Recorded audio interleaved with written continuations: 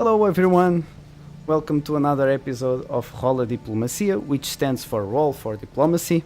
My name is André Tavares, I'm the host and producer of the show, and tonight we don't have another member of Roll Initiative, we have a lot of work to do as you know, but at my side, this side, we have the beautiful, talented Jeanne DArc. Hi man, how are you? Hello, I'm good. Great to be here. Beautiful. So, before we start, I have to say and show you guys an incredible thing, which is our beautiful sponsor shop, Voodoo Plays. You can find Voodoo Plays. You can find the shop at voodooplays.com. It's a Portuguese shop located at Porto, the north side, and you can find there RPG, board games, child's play, and in the near future there will be some kind of rare book category and secretive books. We still don't know how that will work, but we are waiting for it for sure. So in Voodoo Plays, at Voodoo Plays, you can find not only mainstream role-playing games, but also indie games. You have a great shelf to see through, and you can even get Blades in the Dark from Jeanne DArc there. So if you put Rola Initiativa at the discount code, you'll get a beautiful discount and play Jeanne DArc's game. And I have a curious thing to tell you. When I was going to buy Blades in the Dark, our peer, watcher Wait 81 at the chat, Joaquim, he bought it first, like one day before. Then that made me reach out and buy an even better version of it. Ooh, Yeah. Oh boy. So I am glad that he made that choice. You did it right. Well done. This is quite beautiful. Those are hard to come by. Oh, indeed, man, indeed. So, next thing, talking about. Oh, no, yeah, we can talk about this, and not only this, but our Patreon. I had your Patreon page. Jeanne DArc also has a Patreon page, but he'll be talking that in the future. Our Patreon page is Rola Initiativa. You can find it at www.patreon.com/RolaInitiativa. We have 14 beautiful patrons, and you can help us by making attacks. You can make a normal attack of $1 per month. You can make a powerful attack and even a spell. Different attacks give you different access to the content that we make, like after talks, interviews, exclusive campaigns, our projects like the PDF files from Monster Monday, where we convert monsters to role-playing monsters from Portuguese folklore to role-playing games. At Thursdays we have designing RPGs, where we design RPG. We try to design RPG live with you guys, and you can get access to that by making your attacks. Why should you make your attack? Because we need to defeat the monsters. We have like goals, and our goals are monsters. We have the kobold, which has been defeated, the goblin, and we are trying to defeat the hobgoblin, which give us the pleasure to buy professional illustrations for our projects, like the Portuguese bestiary and the role-playing games that we try to make for you. So feel free to come by to our Patreon page. At the moment is in full Portuguese, since we are a Portuguese content producer, but maybe in the future we'll try to make some things international. Our message is very clear. It's very like role-playing games at Portuguese, because they aren't. But anyway, Jeanne DArc, you are here to talk about RPG design, and I have like the best question for you. You are the perfect person for that. Okay, all right, So, I'm ready. Who is Jeanne DArc and what does he do? Am I the perfect person for that? I don't Oh know. man. I'm a game designer. I've been a game designer for about 25 years or so this year. And a full-time designer for the last 5-ish years. And I make games primarily. I also do graphics and graphic design, layout, illustration, and stuff to support, mostly just to support the game design stuff that I do. I used to do graphic design as my career, separately from gaming, but now it's all gaming all the time for me, playtesting and designing. That's beautiful. So you are a full-time designer, 5 years? 5 years, yeah, just about. That's quite a yeah, journey. It was, yeah. It was good. It was a nice marriage of career in graphic design, working for a creative agency, and then having time on the side to do game design stuff while still maintaining a career. And then basically because of the Blades in the Dark Kickstarter, that let me finally stop. I had gone down to sort of freelance part-time design work, graphic design work, and after the Blades Kickstarter, I was able to shift to full-time. That's beautiful, man. Really. Congratulations. Awesome. Thank you. I know it's very rare. I'm very fortunate to be able to do that. Not everybody gets to, and it's because of my fans and supporters that have been able to do that. Yeah, you are also very talented, so you have the things. So well, thank you. I appreciate that. No, it's true, man. So 25 years, you said you play role-playing games. What games? Designed role-playing games. Yeah, oh, I'm very old. I've been playing for longer than that. Oh, you designed for 25 years? Full design for 5 years? So how long have you been playing then? I started in 1984 playing Gamma World. Yeah. Whoa. That was my first game. I was not even born, but okay. Like I said, I'm very old. No. So, from all that time, from all the games you played, can you name like your favorite or your favorites and why? Yeah, that's tricky. I keep a database. I started it, I don't know, maybe 10 years ago. Tried to reconstruct all. Oh, beautiful. Account for all the games I played. It's up to 254 now. Role-playing games. Oh. So it's hard to pick a few, but I thought you might ask this, and you were kind enough to tell me you might ask me this. So I browsed through that list to see what might stand out. From 200. Yeah, because there's always the standards, right? Apocalypse World, Burning Wheel. Those are my kind of always go-to games that I've had a lot of success with and really speak to me. Blades in the Dark, I'm sure a lot of people can tell, is sort of a child game from Apocalypse World and Burning Wheel traditions. So, but aside from that, Star Wars D6 was a big game for me.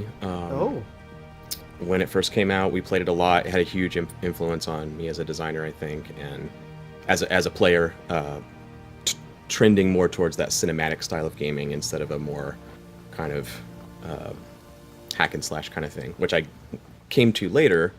And I think Basic D&D, the Tom Moldvay edition of D&D, is fantastic. It's one of my favorites.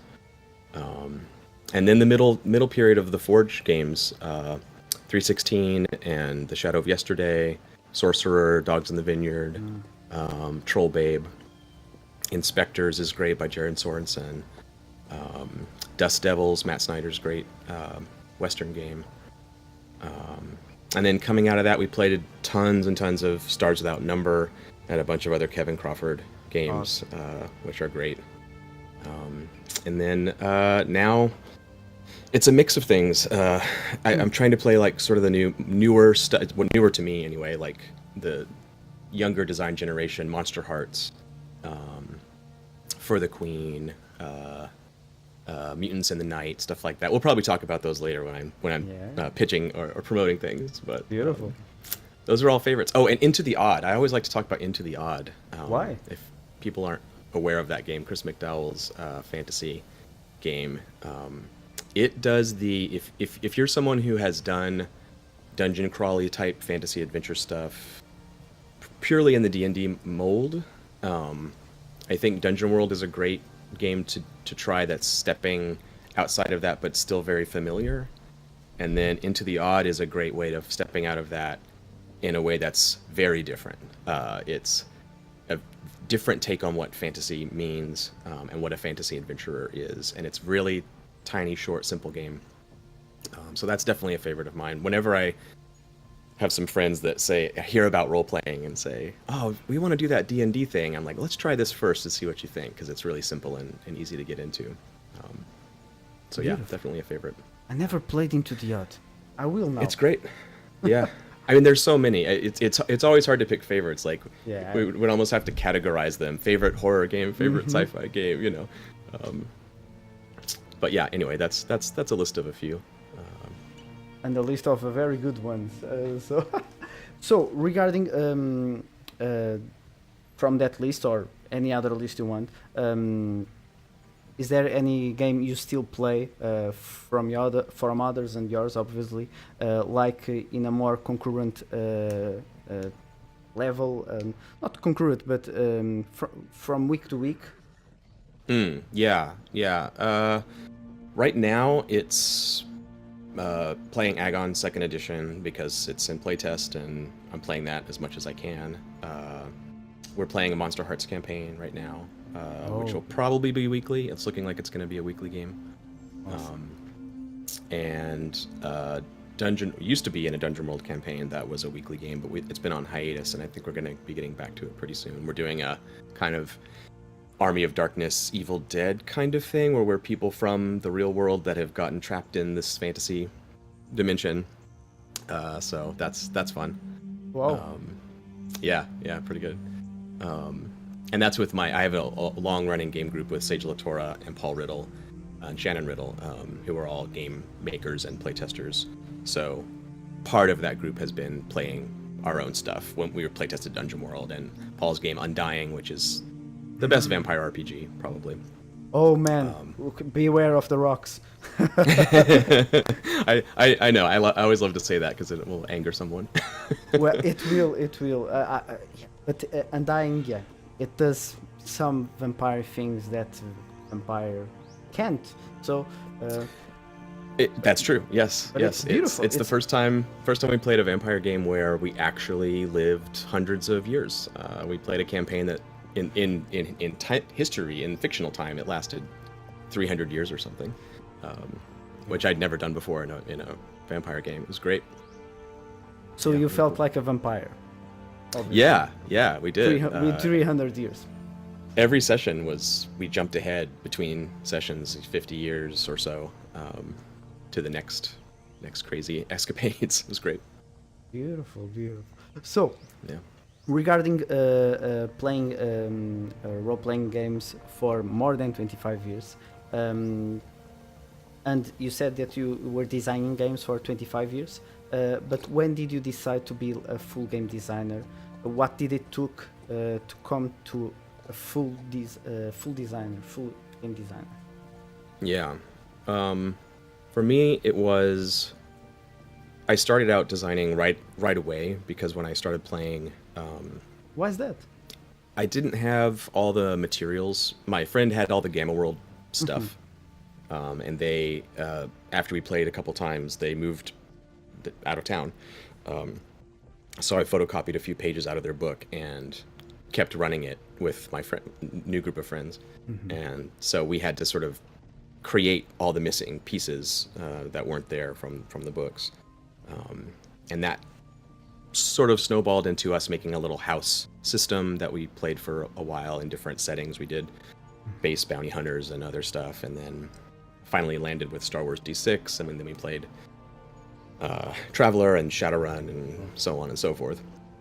But there was always that design kind of spirit.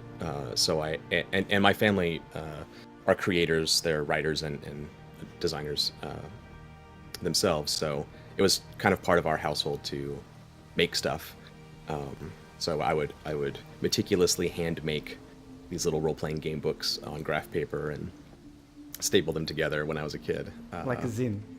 Yeah, totally zine style.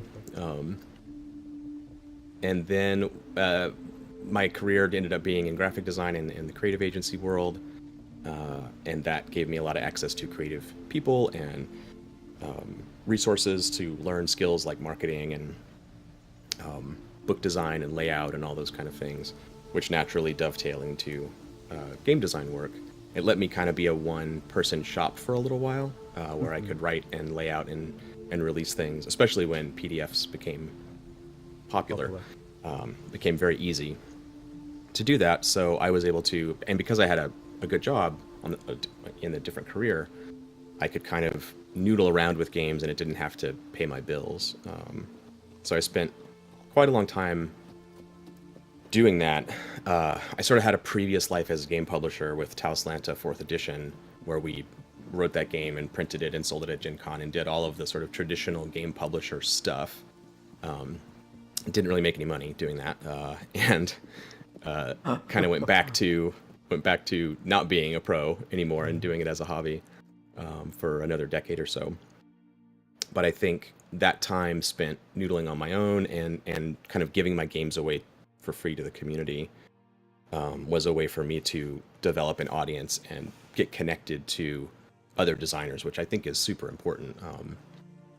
It was kind of a right place, right time thing. When I was first starting to come back into the hobby, that was at the time when Vincent Baker and Jason Morningstar and Emily Boss and Meg Baker and those people were doing the same thing. And so we formed our community of support around that. And that really helped me take those steps back into that space, consider publishing books again, and so on and so forth. And that eventually culminated in me sort of taking a leave from my job for about a year, doing kind of part-time, and really focusing on developing Blades in the Dark as a product to try to launch back into being a full-time designer. And that really all hinged on the Kickstarter going well, and I expected it to be much smaller than it was, and when it got a lot of attention and support, it really just let me finally quit my day job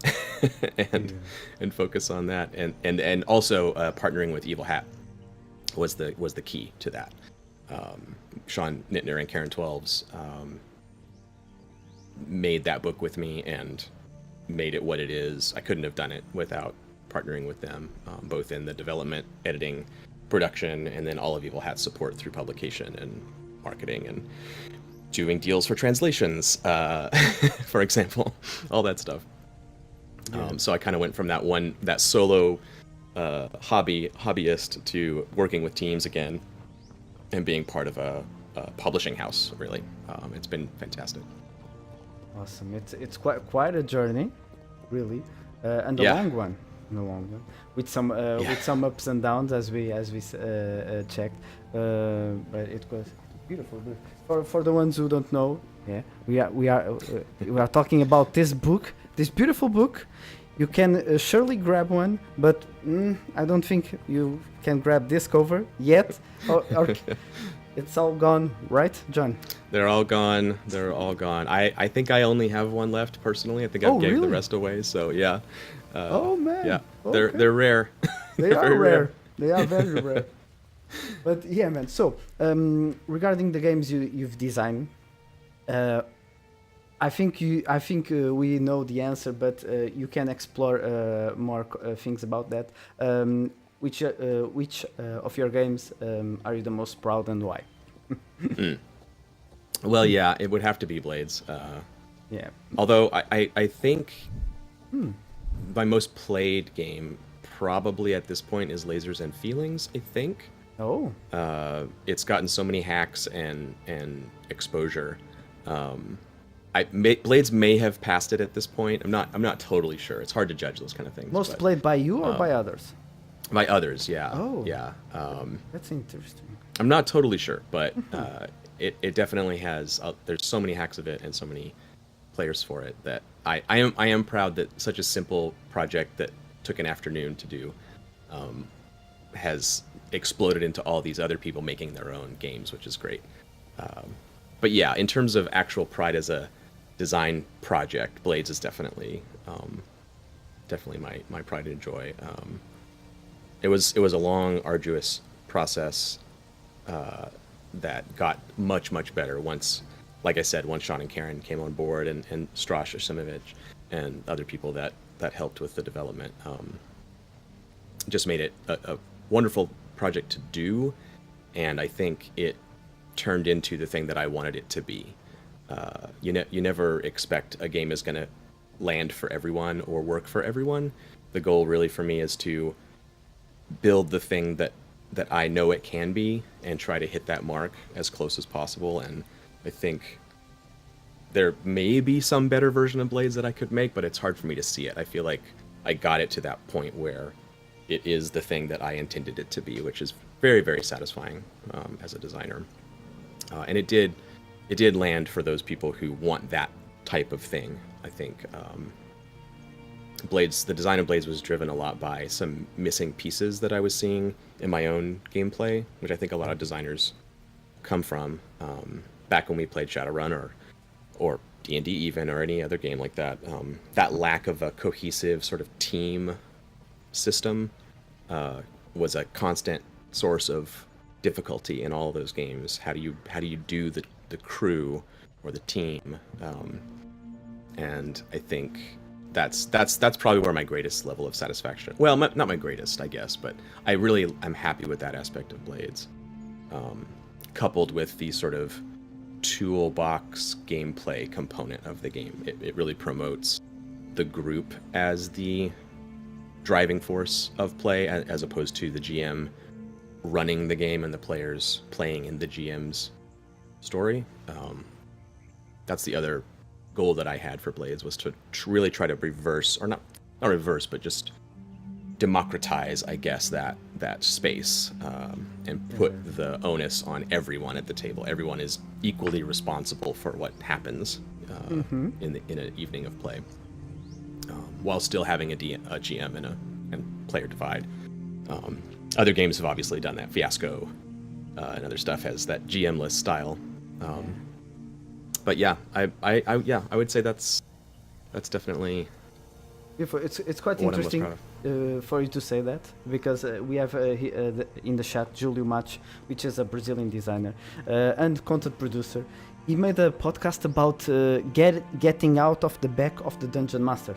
It captures what you just said. Like that, cool. Feeling of the dungeon master is responsible for your fun, for everyone's fun. Come on, guys. Yeah, and Blades in the Dark does it really well. Thank you. Yeah, it's quite elegant. But for the ones who don't know, what is Blades in the Dark? John, what's about? What's the game about? Yeah, it's about a crew of scoundrels, criminals, in a industrialized fantasy city, where it's always night and the city is surrounded by lightning barriers to keep deadly ghosts out. So you're sort of trapped inside this city. Quite the setting. You can't just, you can't do your crime and then skip town. You're stuck there. And the goal is to take your ragtag bunch of sort of street level gangsters and see if you can rise up in the underworld and become more powerful, and really what you're willing to do and what you're willing to sacrifice to achieve that, while playing that game of factions, where all the powers that be in the city are trying to stop you and all the other criminal organizations are trying to take away what you have. It's quite beautiful. So with ghosts and some magic on top of it. That's quite awesome. I remember reading your book, and for the ones who are fans of Peaky Blinders, if you want to have like a similar experience, but in industrialized fantasy setting, Blades in the Dark is for you. I think I know, but others might not. A story regarding the setting, how it came to be. Is there anything like behind that you would want to share? Sure. I made my homework, man. I made my homework. I can tell. I can tell by your little smile that you know the story. It comes from a game I was running at my office when I was working at this creative agency. My coworkers came to me and said, "Hey, we want to do that roleplay thing, that D&D thing. Make that happen for us." So we did, and we started out with basic D&D, and then sort of Dungeon World-ish Dungeon World Lite, and then kind of our own house-ruled version of that turned into this fairly long D&D campaign where they started out as dungeon adventurers and then went to the first city the first time they visited a city, they immediately joined the Thieves Guild and became Thieves Guild City Adventurers. So we switched to the sandbox city game, which I think is fairly common for that sort of fantasy play. And that's where the seeds were planted for trying to figure out managing factions and managing a crew and that sort of stuff. It began there. But then one of the characters who was a wizard who was obsessed with power made some deals with dark forces and convinced the rest of the team to go to the underworld and crack open the gates of death so that the shadow wizard could be freed from their curse. And they messed it up and all the ghosts were released and they destroyed the world and blotted out the sun. And there was a huge cataclysm that happened. Whoa. Yeah, that escalated yeah. quickly. It did. Yeah, Keith was playing the wizard, and it's all Keith's fault if you want to blame somebody. And it was a rotating cast. We had about 9 people playing, but only a few would show up every week. So not everyone was there that night. And the next day at work, they were like, "What happened in the game last night?" And everyone said, "Well, we sort of destroyed the whole world. Sorry." So I gave them an option. I said, next week when we play, do you want to play the next day during the cataclysm where everyone's trying to survive these vengeful spirits and demons that have been released? Or do you want to fast forward 1,000 years to the new world that has survived this cataclysm? And they said, let's go 1,000 years in the future. That sounds fun. So that week during the break, I sketched out the setting, the shattered continents and the technology advancing to this kind of industrial age with trains and steam engines and stuff like that. And we came back and played in that new setting. And the game died after that because I was not working at the company really, and like our weekly meetups kind of fizzled out. But about a year after that, I started running a Thieves Guild game, and it just occurred to me that setting of being trapped in a city and having these ghosts outside and it's always nighttime and that kind of stuff, it seemed like a good fit for a thiefy type game. So we took the proto system that was going to turn into Blades and married it to that weird cataclysmic setting, and it turned out to be a good fit. Beautiful. Quite a story, man. Quite a story. Yeah, so it's like a Dungeons and Dragons campaign created the universe for Blades in the Dark, and then you created the game to somehow fit with the genre and tone. Quite beautiful. So regarding the designing of Blades in the Dark, can you tell us like what is the most intricate design choice you have made? Because I imagine that there would be like hard choices, easy choices, but which one was like the most intricate and why?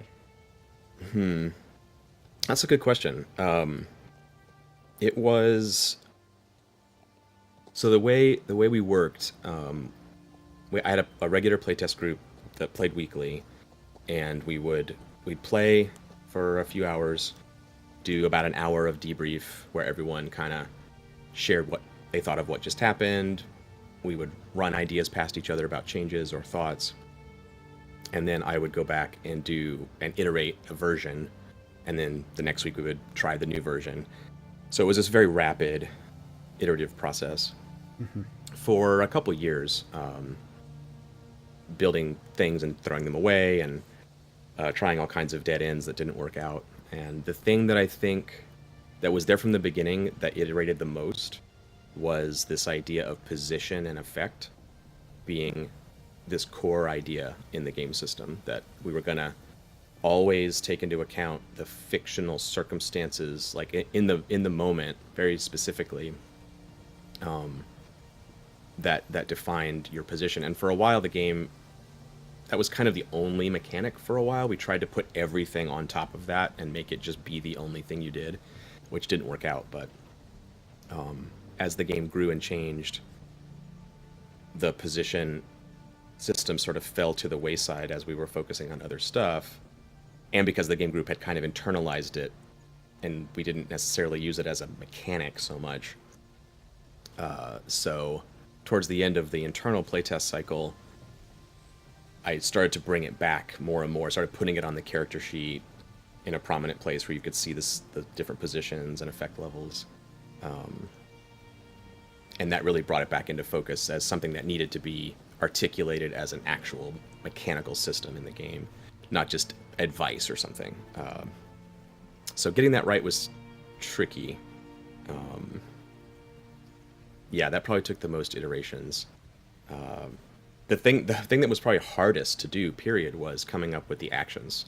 Those 12 words that define what you do when you play Blades in the Dark.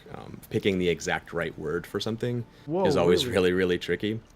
Whoa. Yeah, and I know the translators have had so much trouble because they have to do the same thing, but they don't have the freedom of choosing whatever they want. They have to use something that's close to my choice, which might not always fit in their language that they're using. So I've been really impressed with what the translators have been able to do, making the actions sound cool in the language that they're working with, and also make sense. Hopefully one day we'll be talking about Portuguese translation. Yeah. Yes, I think you will. You will. Beautiful.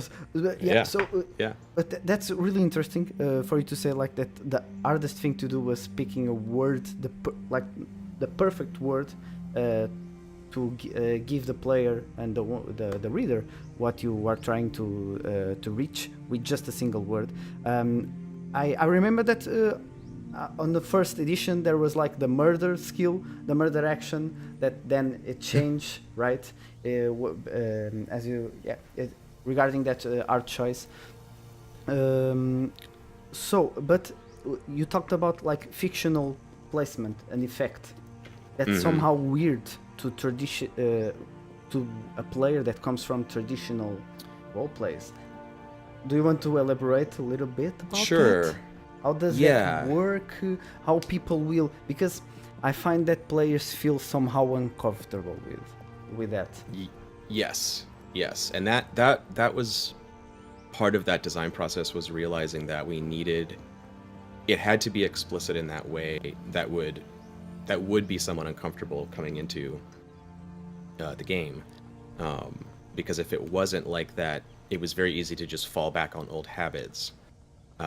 Like any game mechanic, if you don't have a mechanic there that's really calling attention to itself and doing something, it's easy to sweep it aside and just sort of go with the flow. And in some games, that's great. There's nothing wrong with that as a design principle per se, but in a game like Blades, where every system kind of feeds into the next system, and there's a lot of feedback loops in the game, we really wanted position and effect to be part of that, to tie into things like tier and magnitude of magical effects, and all that stuff had to tie together. But the thing that we noticed, especially post Kickstarter, when a lot of people got their hands on the quick start and started playing and giving feedback, the position and effect system was a thing that all gamers do already. When you play any role-playing game, you need to know, like, if we're sitting in the tavern, our fantasy characters having some mead, and one of us says, I stabbed the king in the heart. The GM would say, well, you're not there. It's obvious that you're not in a position to stab the king in the heart. You need to do something to change your position, and you're not going to really have any effect on him. And then we can roll that forward all the way to faking a meeting, pretending to be a baron from a neighboring country, sneaking into the chamber, whatever. But there's going to be these moments where a player is going to propose an action, and everyone, usually mostly the GM, is going to have to imagine this fictional positioning. Are they within reach? Are there steps you have to take before you do that thing, etc., etc. And then, having done that, do you kill them with one strike? Does it bounce off their armor? the domain of damage and hit points and stuff in a lot of games, but expand it out to everything. How effective is it when you tell someone that you know their secret? Is it devastating? Or do they not care? Those are the kind of judgment calls that we are constantly making as gamers about every little thing. So during the development of Blades, because we wanted the position thing to be so important, calling it out created this strange effect where if you never said, oh, set position in effect, people would just do it without realizing they were doing it. As soon as you put a name on it and you say, okay, this is a procedure, we have to stop and check, it's this, wait, oh, you know, it puts a sort of roadblock in your way. But over time, just like anything else, the more you use that tool, the quicker and easier it becomes. And people get used to using the language of position and effect to communicate with each other, get on the same page with each other. There's a nice shorthand among Blades players where you'd have to have a longer conversation in a different game when you say, okay, you know what, I'm just going to go for it. I'm going to draw my knife and I'm going to stab Bajo while we're talking to him in the booth here. That's a conversation. Yep. Potentially. In Blades, it might just be, okay, that's desperate position, and then you immediately know, oh, okay, this, yeah, that's true. Yeah, right. I see what you mean, yeah. So it kind of works both ways. It's a stumbling block when you're first learning how to do it, but then it also sort of becomes a shorthand when you get good with it. Yeah, I feel like Blades in the Dark, once you get once you've played once, twice, and you start to get the rules and the mechanics, the dents within you, you can do a lot of great stuff. But I feel that you grab some stuff and went way beyond, not beyond, way above the line, because like the engagement role, the flashback mechanics, a lot of things that we usually don't use, or in most traditional games they are bizarre and weird. Yeah. Words that have been thrown at me. Yeah, like in the enragement role, it plays with the fictional position in a way, in another level. Yes. Were there like any design choices, fights? How did you come to fruition with it? With the engagement role? Yeah, and even the flashback, because it's beautiful. Yeah, that engagement comes from a different design project with Paul Riddle. We were working on this game called The Regiment, which is it was an Apocalypse World hack for playing soldiers in wartime.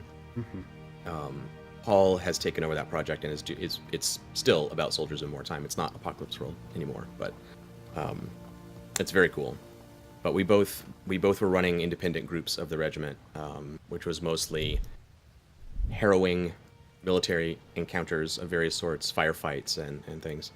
And then downtime at camp was kind of the structure of that game.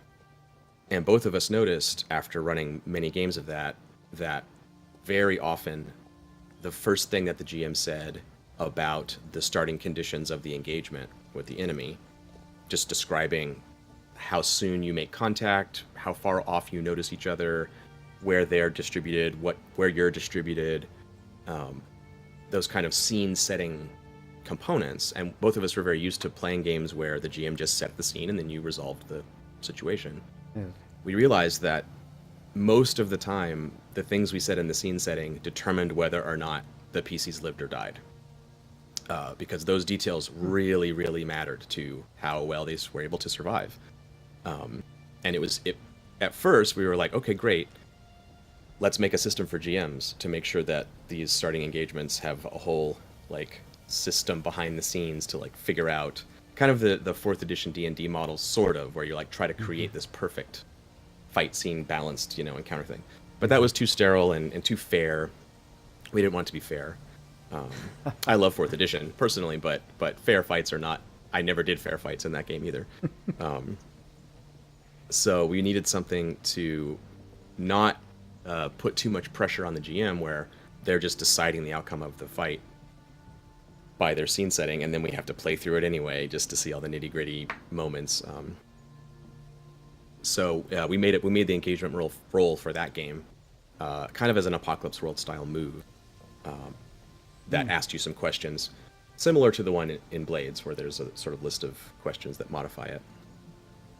And then you sort of skip that part. You skip the scene setting part, and you just get to what situation are you in? Are you pinned down by the machine gun, or are you running up behind it throwing grenades? Wait, John, are you saying that I will not roleplay that? I will start the action there? That's crazy. It is crazy, and it was a problem. Without the flashback mechanic, it was kind of a problem. It took away some agency, and some of the playgroups didn't mind that at all. They were just like, yeah, sure, it's fine. We'll just have this freewheeling thing where sometimes we're in trouble, sometimes we're not, whatever. But when flashbacks became systematized, costing stress and like fitting into the mechanics of the game, then everything clicked. That's really what made it work, because you know, as a player, like no matter how bad this roll goes, I have a way of addressing it. It's more of it turns it back into a real scene setting tool. The GM doesn't have to worry about setting everything up just right, and the players don't have to worry about sort of being screwed over by the GM. Both sides of the table are free. It's not on anyone's shoulders to make it all work out just right. And that was the goal from the beginning, so I'm happy with how that finally turned out. But it took some iterations and a lot of play. We used that mechanic in the Regiment for several years, so it took a while to figure it out. I bet it's really out of the traditional style, but it works really beautifully. Like the Regiment engagement role for ones who are out there. It somehow gives Blades in the Dark a very cinematography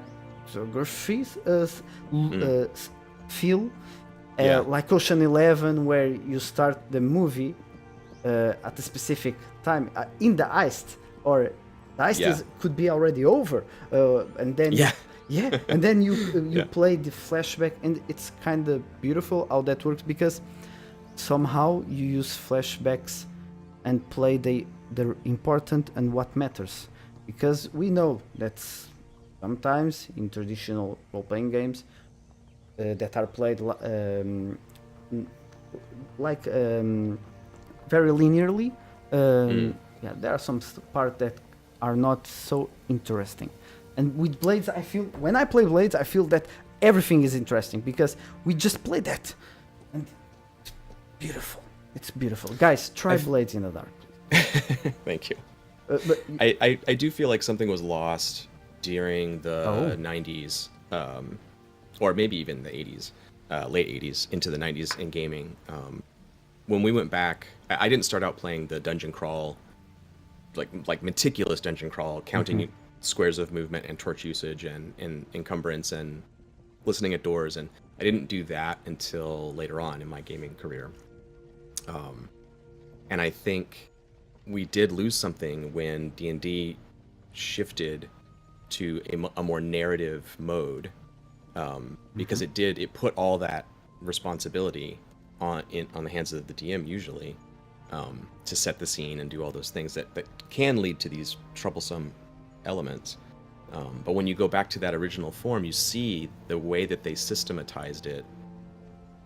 There really was a system there. You had a limited number of turns of light, you had a limited amount of movement, you had a limited amount of time in the dungeon. Every choice you made could cause a wandering monster check, or this or that, and it was this really impactful set of decisions that people were making. And as someone running the game, it's so much less work after I ran 3rd edition and 4th edition quite a bit. Going back and running that original version of the game was so easy, because I just had to say, okay, what now?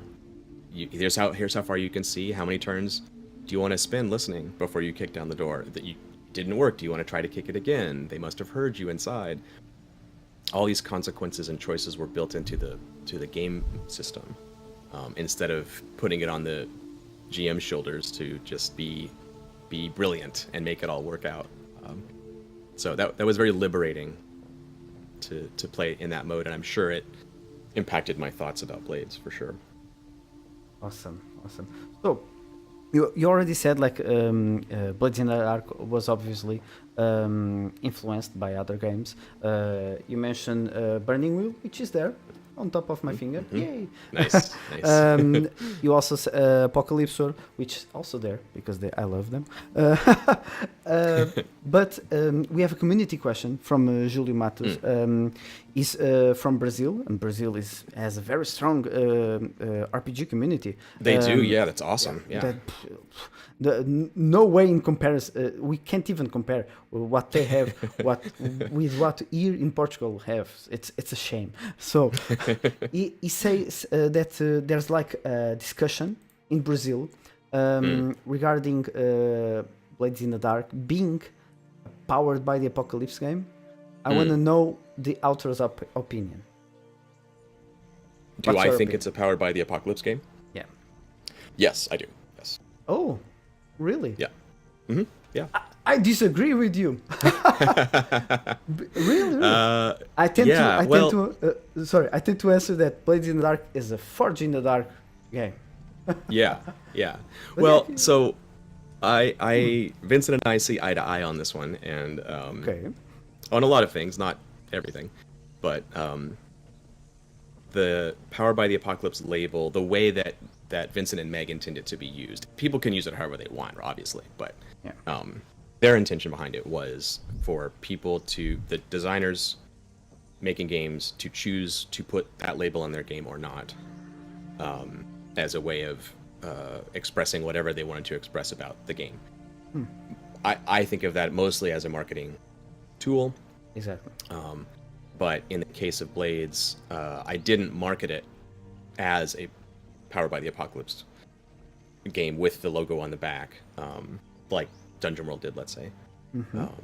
And that's mostly because Vincent and Meg had already come out with, 3 or 4 Powered by the Apocalypse games before Blades that diverge from Apocalypse World more than Blades does, or Murderous Ghosts, for instance.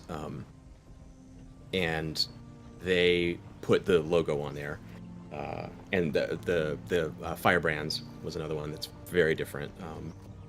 And I noticed that they were getting, not pushback exactly, but some people had, a few, very few, like 1 or 2 people had expressed that they had been kind of confused. They thought they were buying a game that was going to have 2d6 plus your stat and moves, and and they didn't have that, and so they were sort of confused. And I can understand why they would be. We've gotten used to the D20 logo on the back of a book or something, meaning like all these things are sort of compatible with each other, which is not really what Powered by the Apocalypse is all about. And I understand that can be confusing. It's not a taxonomy or a classification system, and I don't think there's any way to say this game is really PBTA or this one isn't or whatever. I think it's much more fruitful to say this game, this is where this game comes from for me, and this is its Vincent was just saying on Twitter the other day that it's kind of like a genre. Like, it's hard to say that isn't heavy metal, that is, or that isn't a horror movie, and that is. It's hard to kind of say. Things can sort of straddle the line, or people can have varying opinions about it. That's the way that I think PBTA makes sense to me.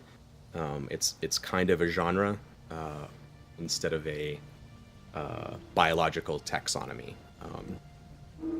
But obviously, each community has their own ways of talking about that, and that shorthand, very often when you see it on a list for a convention or whatever, people will expect you're going to roll 2d6 plus your stat and have moves and stuff. I don't think that that's a great way to use the term. I think that that can be confusing. It can be confusing to use it in that context. I agree. Yeah. Beautiful. So yes, I do consider it a Powered by the Apocalypse game. Yeah. In the aspect that when we mention Powered by the Apocalypse, one should not mention Powered by the Apocalypse because it uses 2d6s, but because of the principles and everything attached to it. Awesome. So from that, Forge in the Dark was born. What is Forge in the Dark? Yeah, Forged in the Dark. It comes from the similar place as PBTA, as a idea for designers, I should say. When Vincent was playtesting Apocalypse World, our group was playing it right away. I was very interested in that game, and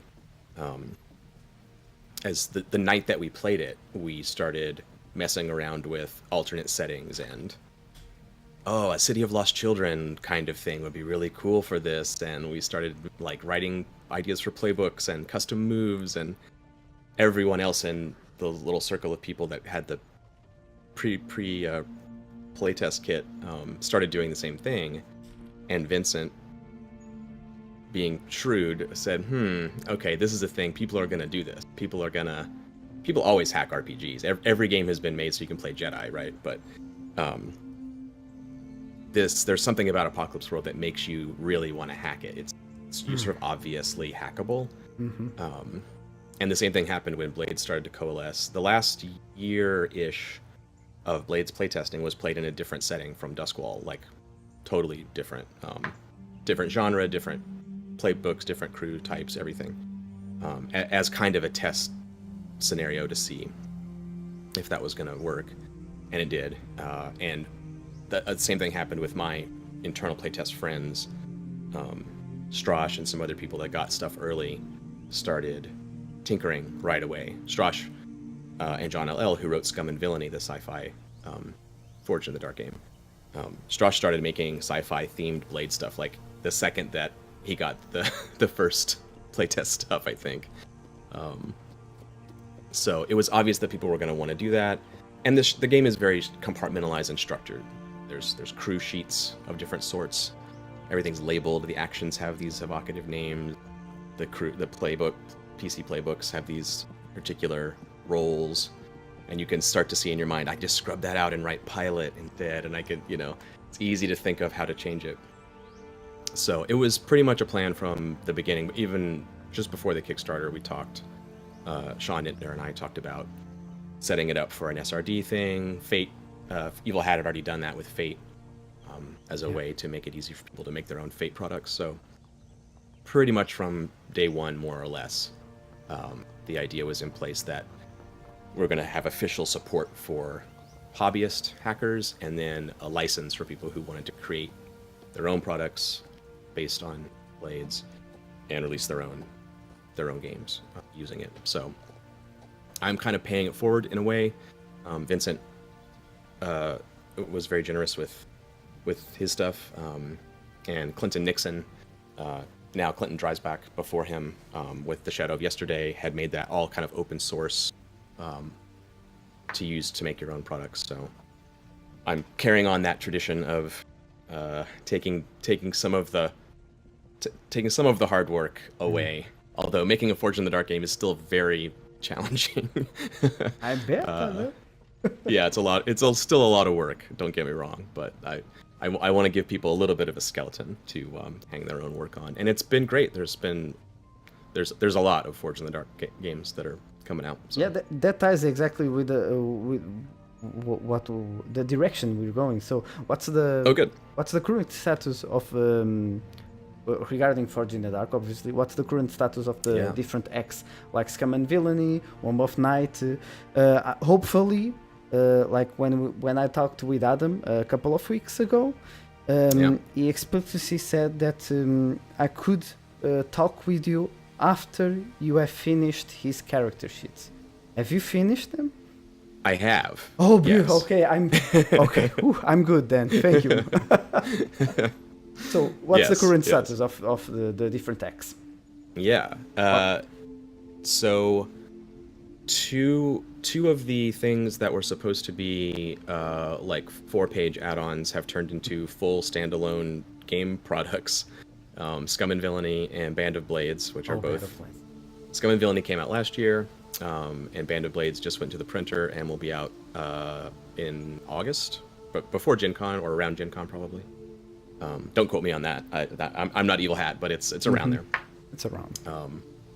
So yeah, Strauss and John LL, they definitely got a head start. They had Blades stuff before the Kickstarter, so they've been working on these things for a while, and it's amazing that they've been able to do 2 standalone Blades products in the space of 2 years. It's really a challenge. But yeah, but they did have a little bit of a head start, and the products are great. I love them. Scum and Villainy is super fun. The way it changes the core of Blades is really cool. And Band of Blades is the grand fantasy military campaign game that I've always wanted. It's so good.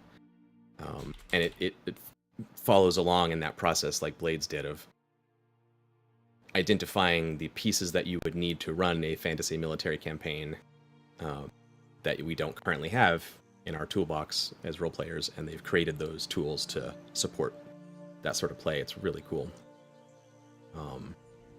Then we have Grifters and Vigilantes, which have both been released. Those were Kickstarter stretch goals. The Kickstarter backers have them, like a bunch of the other ones that have been finished, and they are probably going to come around in some form. I'll talk about that more in just a second. And then we have some of the outliers that are still in draft, that are currently in playtest, like Coney Catchers, Jason Morningstar's hack, which is basically finished but sort of in playtest. I'm checking my list here so I don't forget. Blades Against Darkness, Dylan's dungeon crawl, weird fantasy hack, which is really cool. That's in playtest right now. Leviathan Song is Jonathan Walton's hack about playing a crew of Leviathan hunters on a ship out in the setting of Blades. It's really cool. Awesome. That's draft complete, but needs playtesting. And then the rest are like being written right now. Sparrow's Folly is Allison's Western game, which is really cool. You play sex workers in a Western town around the Gold Rush era who are new in town and trying to like build up their own brothel potentially or something like that. It's very cool. Whoa. Yeah. Then Broken Crown is something Sean Nittner has taken over, where you play. It's set in the setting of Blades. You play a high tier faction of people who've decided to assassinate the immortal emperor, and you play their final 3 missions where they try to do that. So that'll be fun to play. Indeed. And then not finally, but notably, Sean Nittner and I are working on an actual second Blades product. It'll be a book that will contain rules for playing the Bluecoats, the Spirit Wardens, the Inspectors, and Vigilantes is going to get rolled into that as well. So there'll be new crews for the cops and the Spirit Wardens, and new playbooks for all that stuff. That's and beautiful. we're playtesting that right now. It's super fun. We're having a great time with it. Yeah. And you even answered a question that I was not able to do, like the 12X's just asked some minutes ago, if there will be more books for Blades in the Dark, like an adventure book or maybe a supplement. Beautiful. There it is, yeah. Leviathan Song will have a little bit about Lockport, the city to the north in Skovlin, where the Leviathan blood processing happens, so that there'll be a Lockport map there. Bluecoats, the book is called Flame Without Shadow, and that Flame Without Shadow, the Inspector's Oath. That's set in Coleridge, in Duskwall. So instead of having a map that shows all 12 districts of the city, imagine one of the districts blown up so you can see every street, every house, every thing. So it all takes place in this very detailed District. Neat. So that'll be fun. And then there'll probably be some other Blades books in the future. I've got some ideas. I mean, there are other islands in the Shattered Isles, right, that need stuff. So that stuff will probably come out eventually. Oh, But nice. I'm the bottleneck there. I have to kind of everything has to go through my time Step to by work on step. stuff. So it's a process. Yeah. But I'm excited about that. Leviathan Song and Flame Without Shadow are coming along really well. They're very cool. Yeah, it's curious to see that even other games use some elements of the fictional universe from Blades in the Dark, and that somehow they are connected. It's fun to see that happening. Yeah, if you want to see the Bluecoats, Judd Carlman, who was in the chat, I don't know if Judd is still there, but Judd is running a Bluecoats game on Twitch right now. I don't know how many more sessions they're doing. It's on the channel's called Actual Play, Oh, indeed, yeah. I've watched that. and I think they've done 2 sessions now, maybe. So you can see how the Inspector and the Bluecoat playbooks work, and how your crew works, which is very different. You have an Imperial mandate where you're solving a case, and so you can see some of that stuff on Actual Play channel right now. Yeah, guys, you can check Actual Play Twitch channel. Watcher81 as our moderator. Give our beautiful viewers a link there. I recently watched. I don't know if it was like Friday or Saturday. I can't remember. I've watched something about on Actual Play. But anyway, let's go forward. It's really nice news, John. Thank you so much for giving us Sure. awesome news. The 12X's is already following, and happy Nice. to know that more Blades in the Dark books will be coming. Really nice to know, really. So, you design a lot of stuff, and guys, you can check 17design.com, which is John Harper's website, where you can find some of his designs. Regarding the approach of the design, you already made some compact. I'll put some quotes because it is. I think it's not. It isn't yet a genre. So you've designed some compact RPGs. What is your design approach to make them, to create them? Do you write and edit to make them minimalist, or are they really just very simple and then you grow from a single root? What is the design approach to make like a compact RPG? Yeah. The first one that I shared was long ago in 1996. You can probably find it somewhere. I don't know if the PDF is still around, but it was a game called Force 9, which was alien space marines, basically. And my friend and I worked on that together. We were doing web development back then, so we thought, oh, this will be cool. Let's make a website for our role-playing game, because having a website in 1996 was somewhat novel. And that one definitely grew out of wanting to play with the tools. It was based on Fudge or Fate, and we were very excited about using these tools to do Aliens style action. So it was very in our heads. We didn't play it very much. We made a bunch of cool graphics and made a bunch of rules that maybe worked and maybe didn't, and it was all about the look of it and the style of it, and that was the approach. And since then, I've basically inverted my whole style, where I try to treat game design more like game prep. So I'm going in to run a game. What do I need to run the session? Exactly.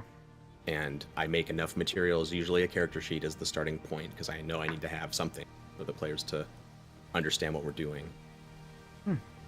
And then from there, it will either grow and grow all the way up to something like Blades, or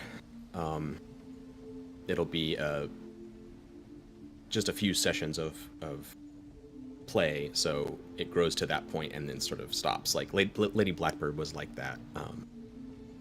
I needed to run a game that night, and there were some new gamers who'd never played role-playing games, so I asked what they were into, and they liked various things that steampunky skyships and stuff like that. So I just basically made that character, wrote the 5 characters, and brought those to game night with very simple dice pool system, basically taken from Clinton's game. So yeah, guys. It really.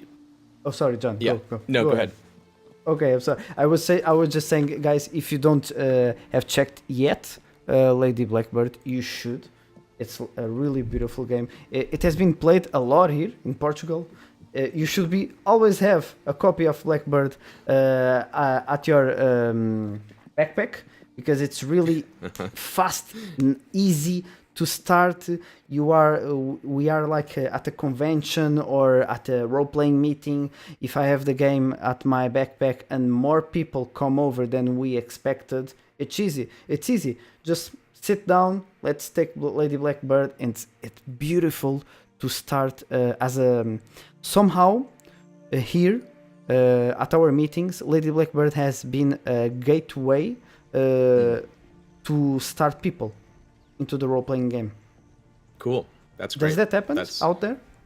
Yeah. It definitely was not my goal starting out. I mean, I personally ran it for brand new role players the first night we played it, so it makes sense. But when I released it, I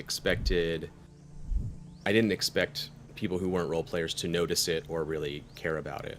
But I think it has been used by people who are already role players to introduce new people.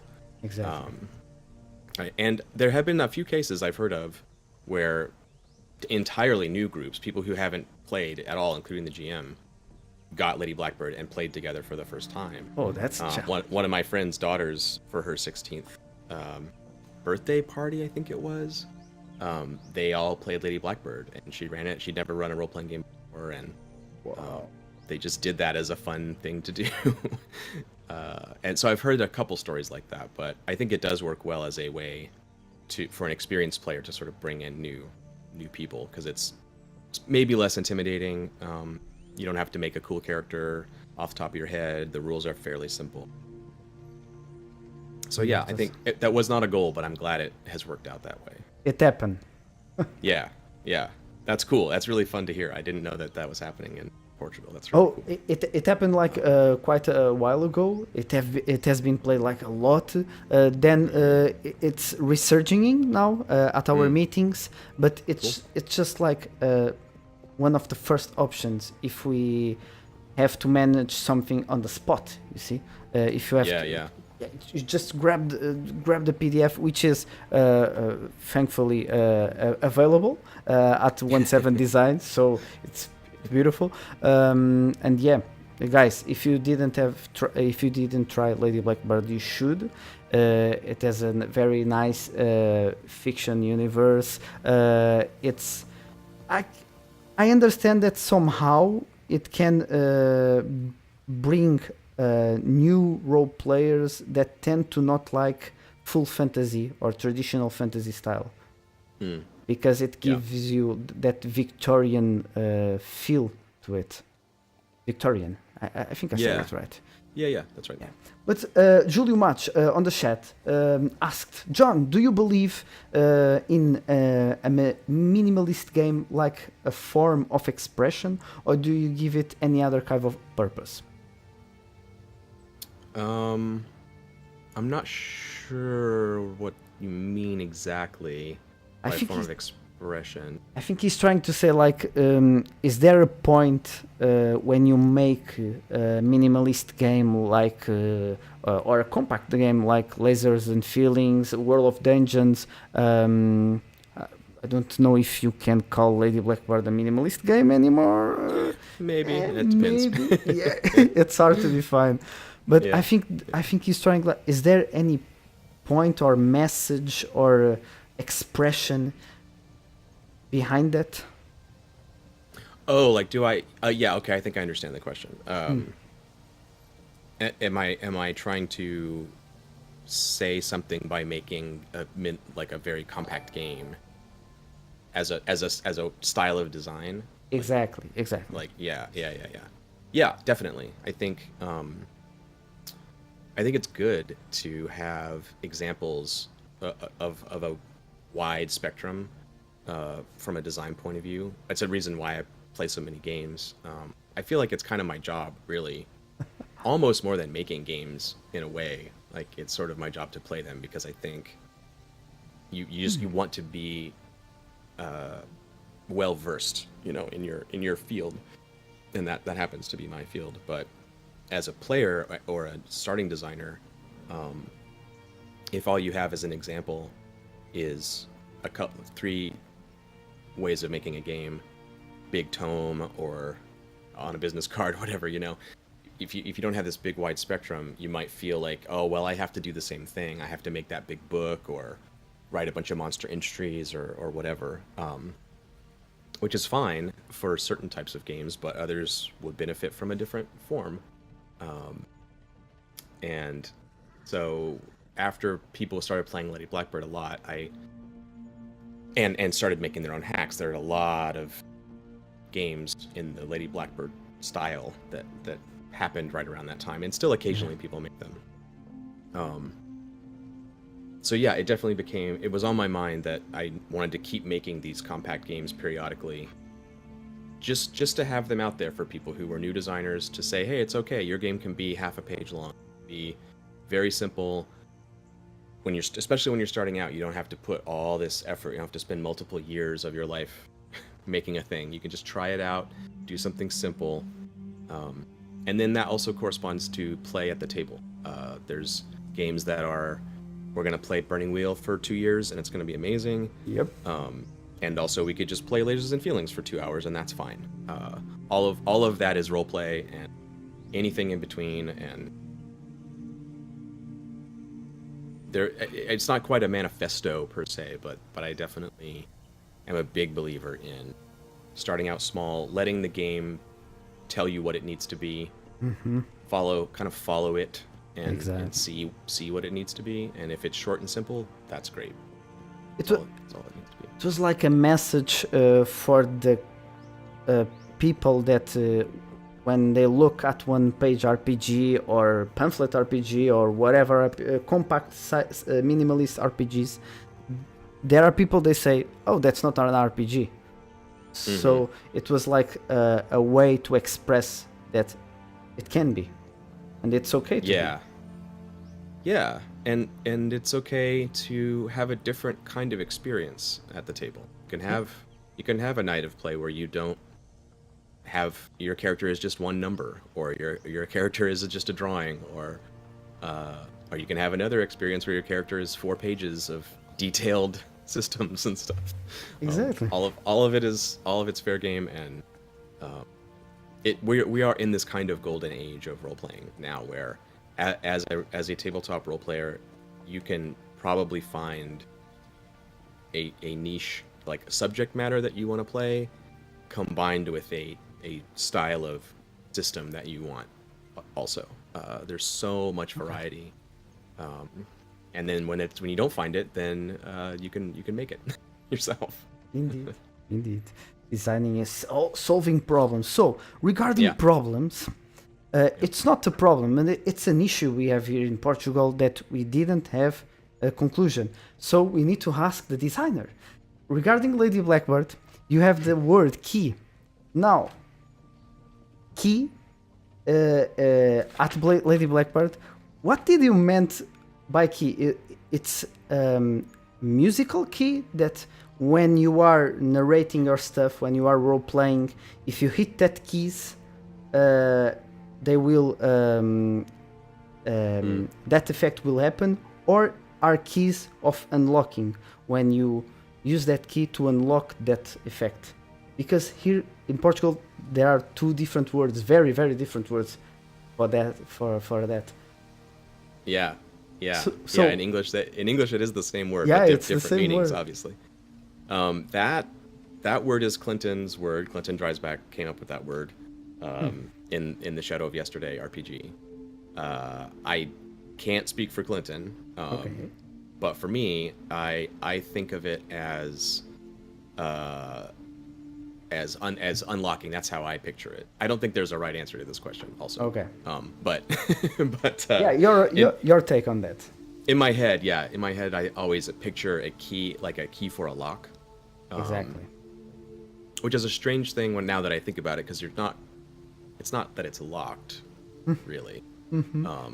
But it is sort of like your character's action, your behavior in that scene can be anything, but when it's this shape of the key, then you unlock the XP, I guess, is a way to think of it, I suppose. But honestly, I had never really considered the musical angle, and I really like the way you described that. Having hitting the right key of music is like, that's a beautiful way to put it. I really like that a lot. Oh, really? Because it's like a fight. I will be honest. I might be the only one person saying and defending that it's musical, because I come from a musical background, so I was like, oh no, obviously John was talking about musical keys. I think that's fantastic. I love that analogy. It's really good. Yeah. Oh, that's you should defend your position. It's very good. I have your seal of approval. I endorse you completely. It's on record. It's on record, guys. Yes. Awesome. That's really awesome. So, regarding designing stuff, now this might be a hard question or not. For some guests it is, from others it's not. But do you design for fun, and what are your feelings about that? Yes. Yeah, it's a tricky matter. It is. That is a tricky question. Fun is a hard word to describe. Things that are painful can be fun. So, I do. I think for me, the way I think of it, that this is not definitive or prescriptive, but I think for most creative endeavors, if you don't love doing the thing, like doing the actual work of the thing, if you don't love that in some level, it's going to be very hard to maintain a creative output. If you're only invested in the end result or the feedback from people, for example, there's a lot of different things you could value, but if it's not an intrinsic activity that you really want to do, sitting alone creating stuff that doesn't exist yet, if you don't enjoy that activity, I think the work of being a creative is just it's not sustainable. So on some level, I think perhaps that most people who continue to make stuff, on some level, they really love the process of doing, even though it's a struggle and it's very, very painful to do that work. On some level, yeah, I would do it if nobody. This is hard to say. Take your time, no problem, man. if no one cared about my games and no one played, like zero, I would not be a game designer, because I do. A game isn't finished until people play it.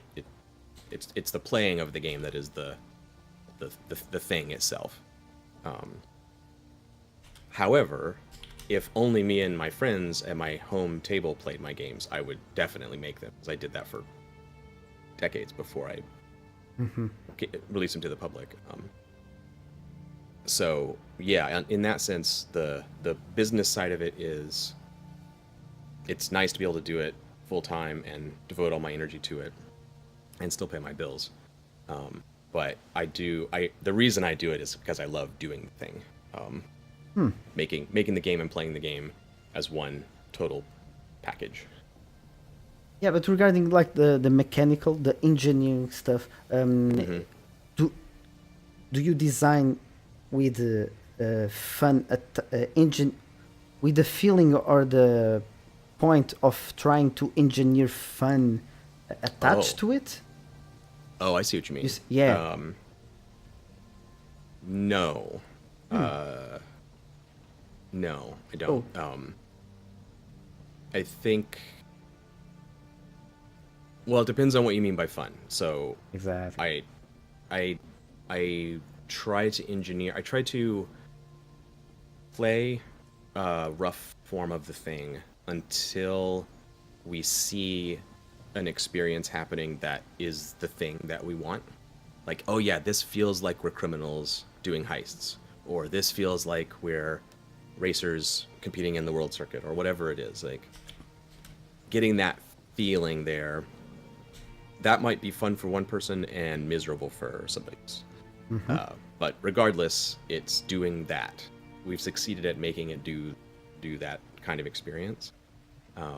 That's what I'm aiming for, and then everyone can decide whether or not they find that thing fun. But I want to tune it until it's providing that experience, even if it's not fun for everybody.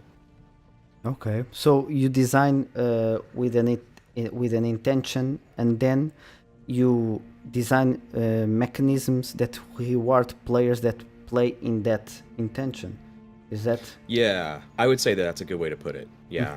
okay? And there are times where I've started to make games wanting one thing, and then it's consistently producing this other Oh, experience. how And do you so deal with that? we have to decide at that point, like, well, should we make this other game about this other thing now, or should we just let that go and go back to the drawing board and try to make that first thing we're trying to do? And it varies from project to project. Sometimes Oh, something will veer off and we'll go, well, that's really fun, let's make that instead. whoa, that's wild. Usually though, that's not what happens. Usually we go, well, that we enjoyed that, but bye, we just cut it off and go back to the drawing board. And that's the most painful part of any creative work, is doing good work that you know just isn't gonna survive in the finished product. Being willing to let it go, let it be deleted. Beautiful. I'm learning so much, man. Thank you, and hopefully you guys too. So after all that are decisions, ups and downs, step by step, making the design of your game, it comes to that probably our part, because I never published one. So regarding the fear of publishing a product, a game, that fear of, oh, maybe my game is not good enough or even good, how do you get over that? Yeah. The thing is, like, is there the right time and moment to publish your game? Sort of. I think everyone has their own system here. I don't have that fear, so my process is different. But it partially, well, there's various reasons for it. But for me, the internal playtesting is the first kind of market test. If I show up for game night and I pitch the game, and everyone kind of goes, okay, we'll try it, but we're not excited about that, then right away I know that, well, okay, somewhere down the line this pitch is going to be tough, and do I really want to pursue this? Let's try it out. If everyone enjoys it, maybe I can make the pitch better. And then after my home group is playing, and then it goes to like internal playtesting, and we've got 20 game groups playing it or whatever among friends and things. If they're also kind of lukewarm about it, or this was hard, or we couldn't ever schedule a game, no one really cares about whatever the subject. Then I've already kind of had this sort of soft release in a way. I'm kind of already seeing that feedback, and often it's the other way around. After making many games that no one has seen, you get better at sort of smoothing the rough edges, and also I worked in marketing for 20 years, and so that helped to like refine pitching and how to like think about an audience and all.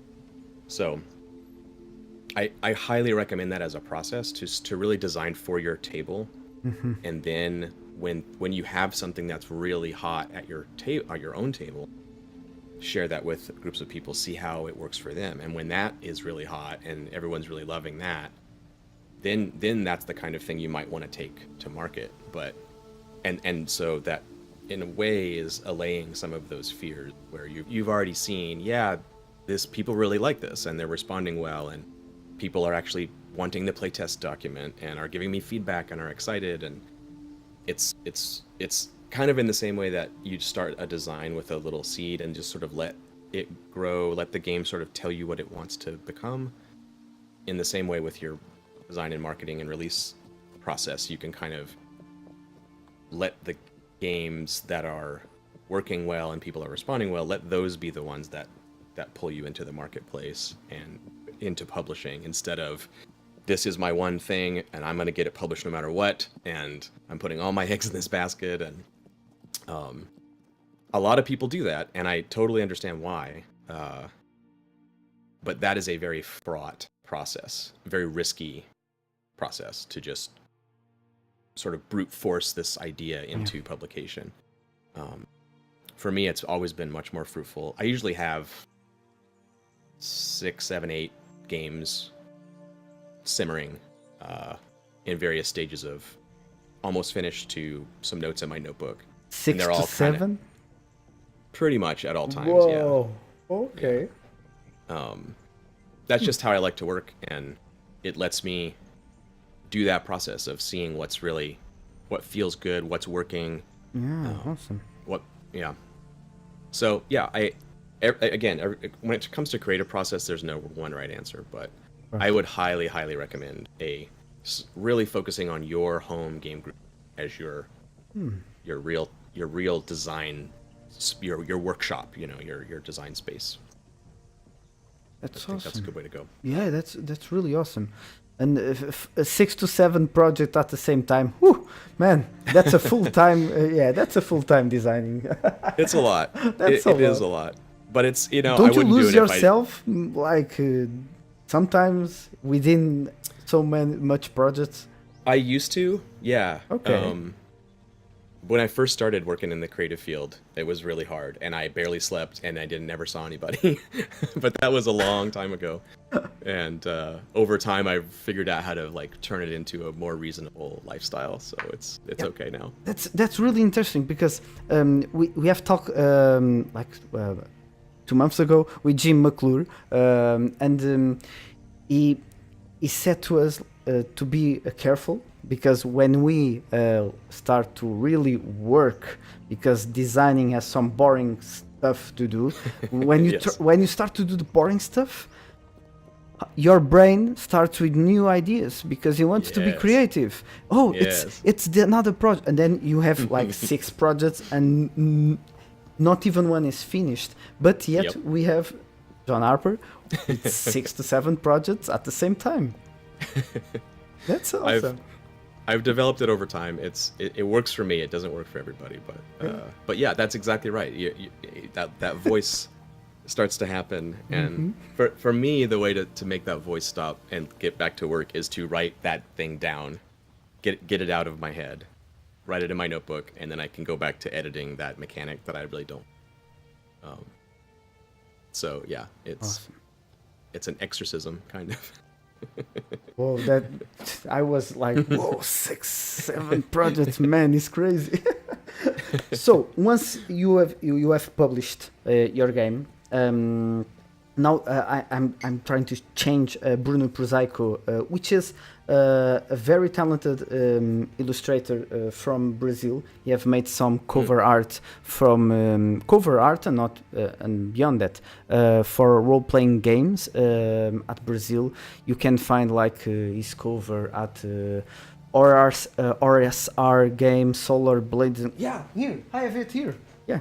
Here, it's Bruno Prosaico's art. Oh, cool. Yeah, he's very good. Yeah. And he asks, how much do you think the physical side of the game regarding that minimalism stuff, regarding like new formats, even the pamphlet jam that finished before yesterday, one-page RPGs. Maybe in the future we will be having. Oh, there are already one-word RPGs, which are really weird, but okay. Yes, they are. How much do you think the physical size of the game influences how it is rated by the public? Yeah. It definitely matters to the public at large, to the gaming public at large. But Generally, I mean, when it comes to sales and marketing stuff, no one really knows anything, where everybody's guessing. But often, what you'll see are, you always see trends happening. You can think of them like waves, or target rings or something. There's the broadest outer circle of the game public that's has minimal exposure to the niche, interior, experimental, indie, whatever you want to call it. And that can be with film or music or comics or games or anything. There's always going to be people who just play Call of Duty and they don't know what Celeste is, and et cetera, et cetera. And often what happens is that more niche groups in the center are making little waves among a smaller audience, and it takes time for those waves, but eventually they'll reach that outer ring. And if you go far enough in the future, Doom was a weird little indie project before first-person shooters were a thing. I mean, Wolfenstein. And now today, like, it's the whole industry, the mainstream.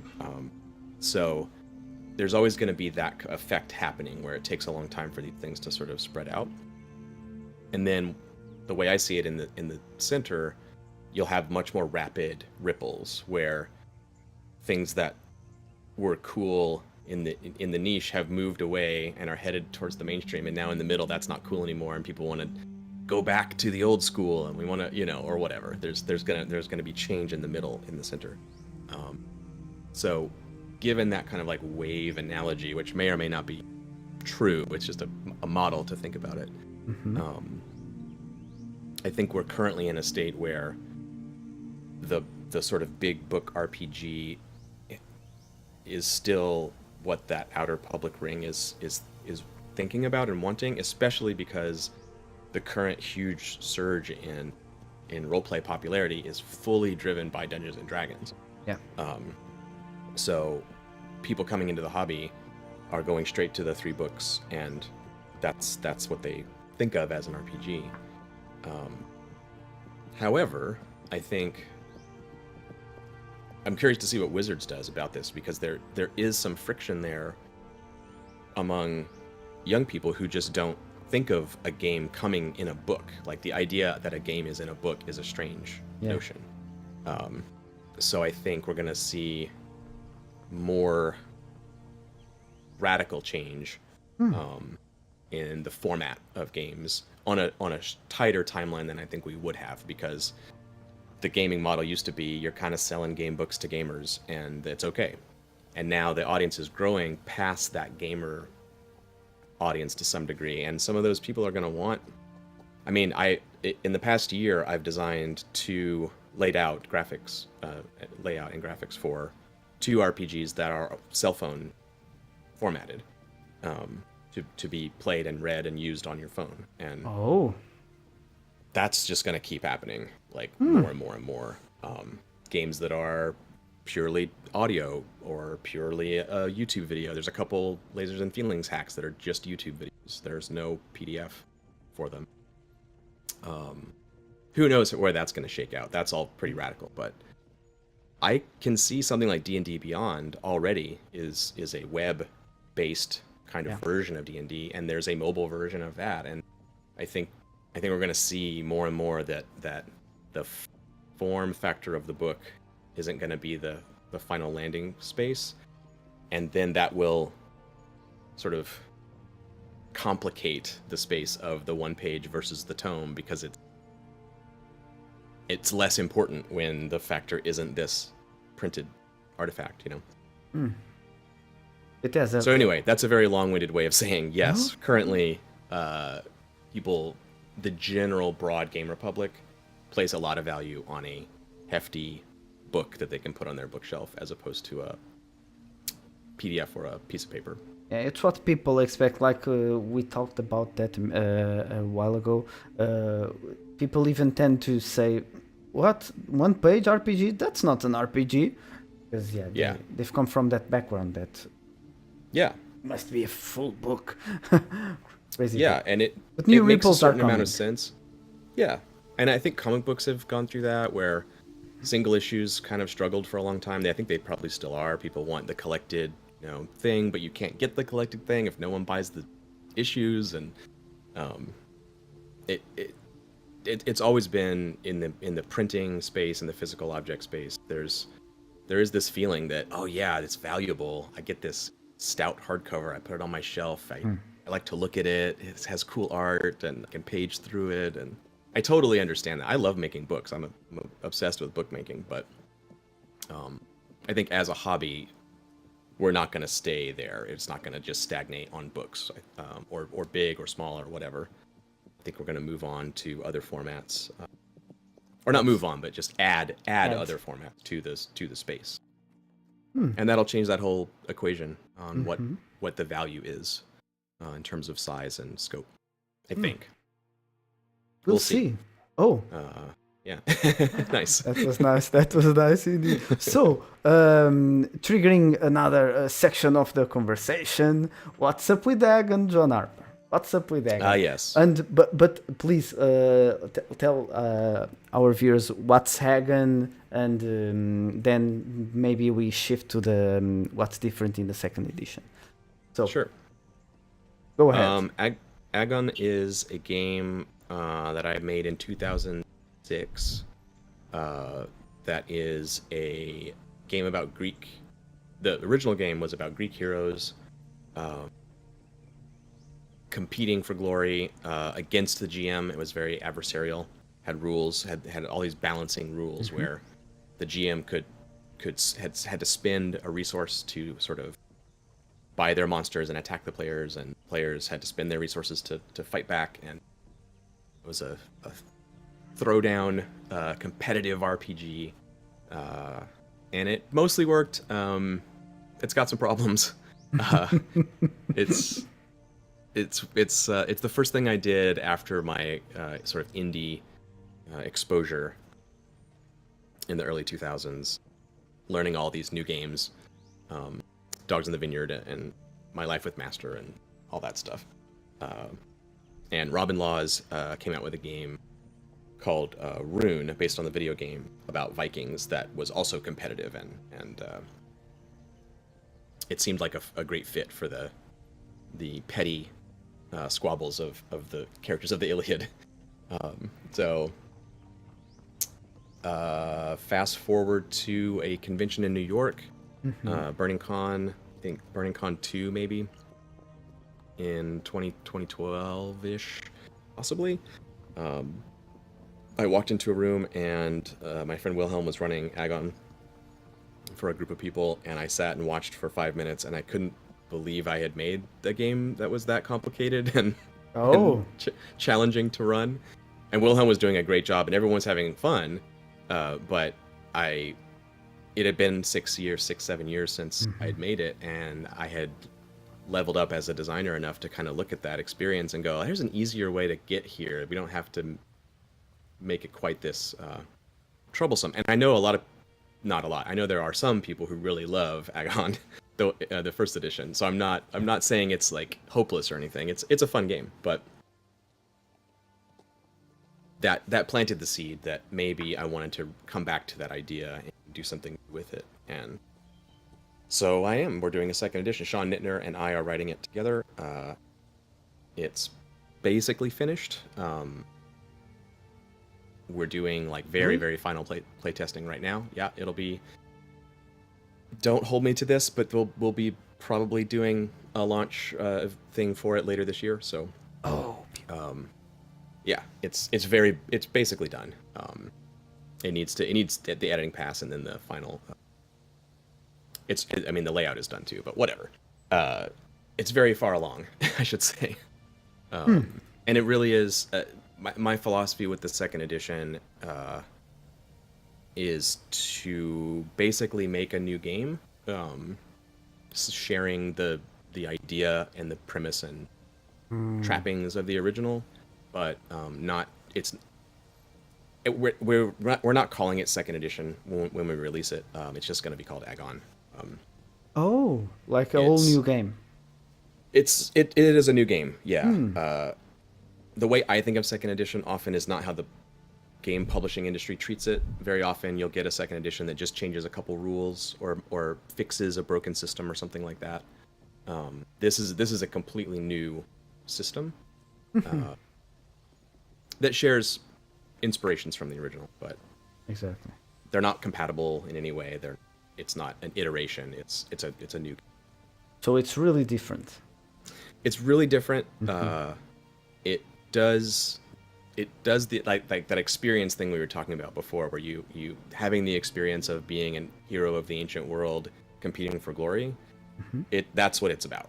It just like the first game. Okay. But it's a different way of doing that at the table.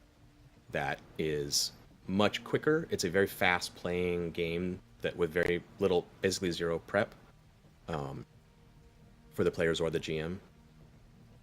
And you can play a one shot very easily with it. You can play 5 sessions, 10 sessions, whatever. It's explicitly made for first time GMs.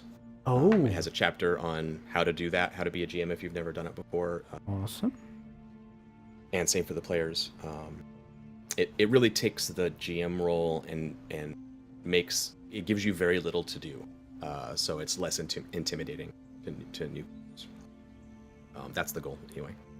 That's beautiful to know. And it comes with 12 pre-made islands of adventure to go on. They're each about a page long, and you just put one on the table and play your island, and it takes a couple 3 hours to play through an island, and then you sail on to the next one until you try to find your way back home again. It's more Odyssey style than the first one. You're sort of lost among these weird islands, and you're trying to get back home. So each island gives you there's a constellation map on the sheet that shows all the stars and the favor of the gods, and as you do islands, you fill in the constellations to chart your course back to your home. So that's the game. It's another game that's very, very hackable. Tomorrow on actual play, or not, what am I saying? Not tomorrow. Later today on actual play, I'm running Fast and the Furious playset for Agon. This new Agon, right? Yeah. Oh, I think I will like it. This new Agon better than the last one. yeah. I think a lot of people will. It's very easy to hack. I think I've got 4-ish hacks of it now. Wow! In my notebook, so I'm really excited to see what people do with it. Beautiful. To make their own versions, and that'll be coming out later this year. Does it still has that really competitive feeling? Kind of. It walks the line now, where the group really needs to work together. Okay. But you are still competing for glory, and the person with the most glory gets the most rewards, and that is still part of the game. There's a little bit of a twist on that mechanic now. The being the best has a cost. So it creates an interesting dynamic. You don't necessarily always want to try to win. Sometimes a kind of Mario Kart style. If you've played some Mario Kart, being in first is not always the best place to be. Easy, exactly. It's sort of like that. Yeah, kind of like that. That's really nice. Beautiful. So is Jason Morningstar still on the project, right? Yes. Well, not currently. He did his part. He wrote his stuff and turned in his work, and we used that. He mostly the island adventure stuff. He did a bunch of work making cool encounters and places to go and indies and stuff. Oh, okay. And also worked on the revision of the mechanics, and Sean and I took what he made and did the sort of final version, which involved a rework. But yeah, Jason did a great job, and it was awesome to actually work with him directly after all these years. Yeah, because you didn't have work with him, right? I think you don't. I did the graphic design directly. for Fiasco. Yeah, obviously. Yeah, I did all the And art it's direction and really stuff for that. beautiful. Good job, man. Thank you. I'm really proud of that stuff. It's really, really awesome. Thanks. And we're old friends, but we had never actually worked on the same document at the same time. So Yeah, it was cool. here in Portugal, we were very eager once we saw those two names, John Harper and Jason Morningstar, attached together on a project. Freaking finally! Because it has been a long time. I mean, it made perfect sense, right? He's sort of the master of history in RPGs, so we wanted someone who was really good at that. Yeah. But now it really is Sean. Sean Nittner is half of the project. He's come in and done so much work on it, and it's really turned into. He's just been a huge part. He was originally just going to be the project manager. He was only going to be the project manager. It turned out that he's co-developer now, which is awesome. Yeah. Really nice. Really nice. So, besides Dragon, is there anything else that's happening in the industry? Recent games, new games that are coming that you want to give a shout or mention? Yeah, absolutely. I made a list so I wouldn't forget anything. Oh, beautiful.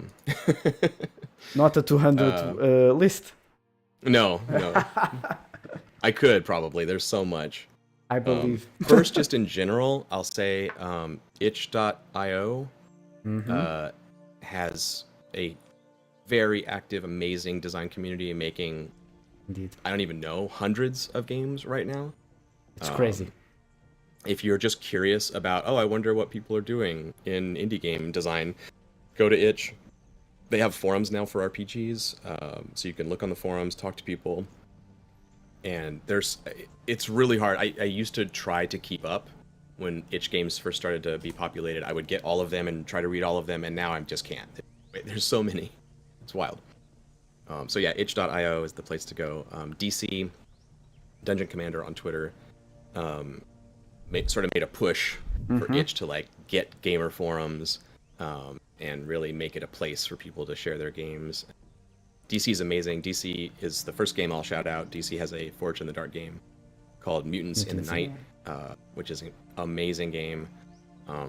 It takes the best stuff from the X-Men, particularly the sort of social component of being a mutant, and makes it a really fun superhero game with heart and soul, where your community really matters. You really make a difference in people's lives as a superhero or a mutant.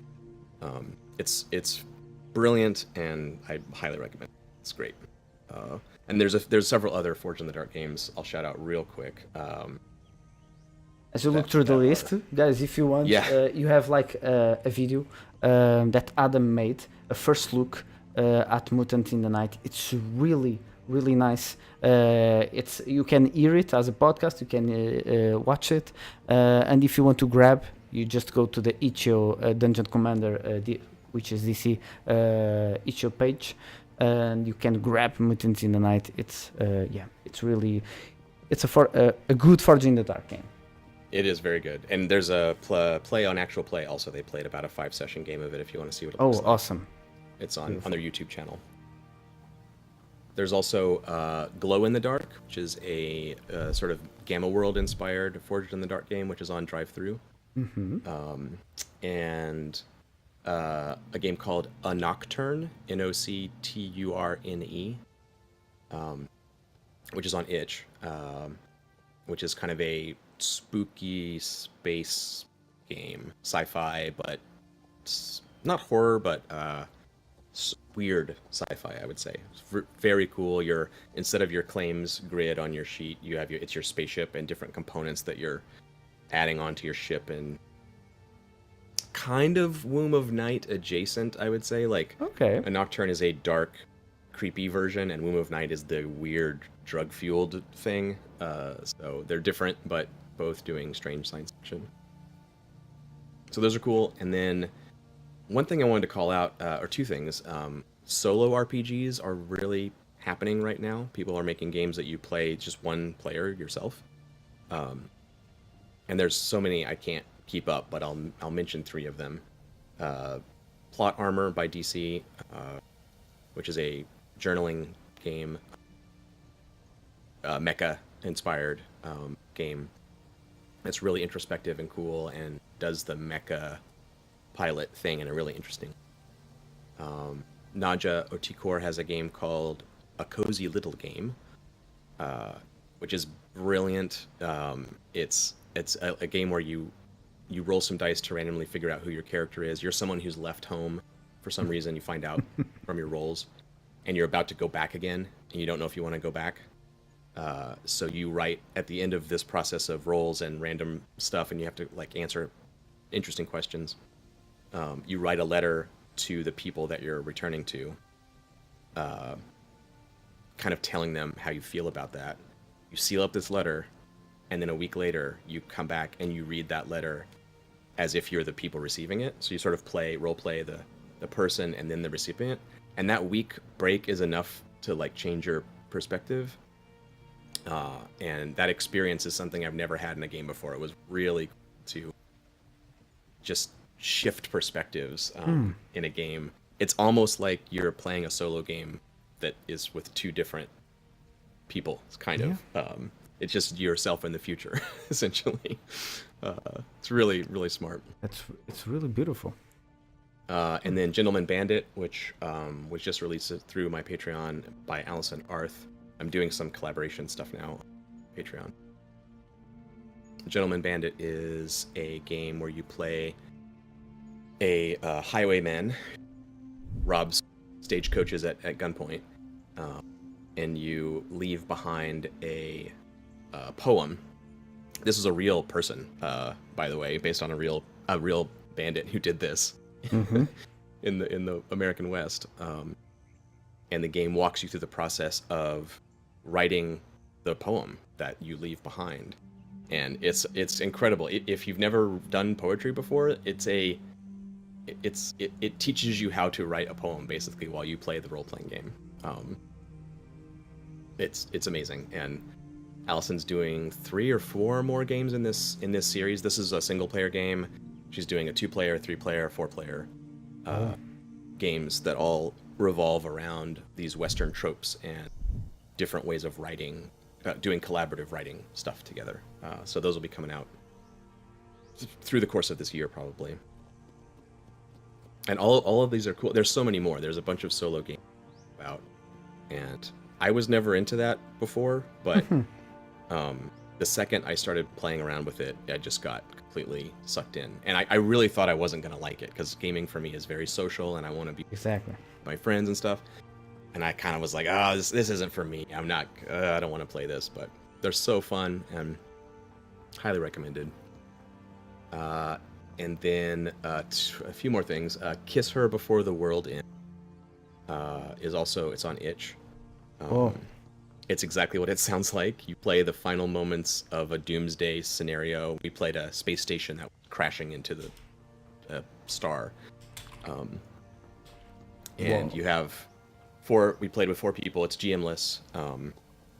Your characters all have these different crossing relationships, and you play these final vignette scenes.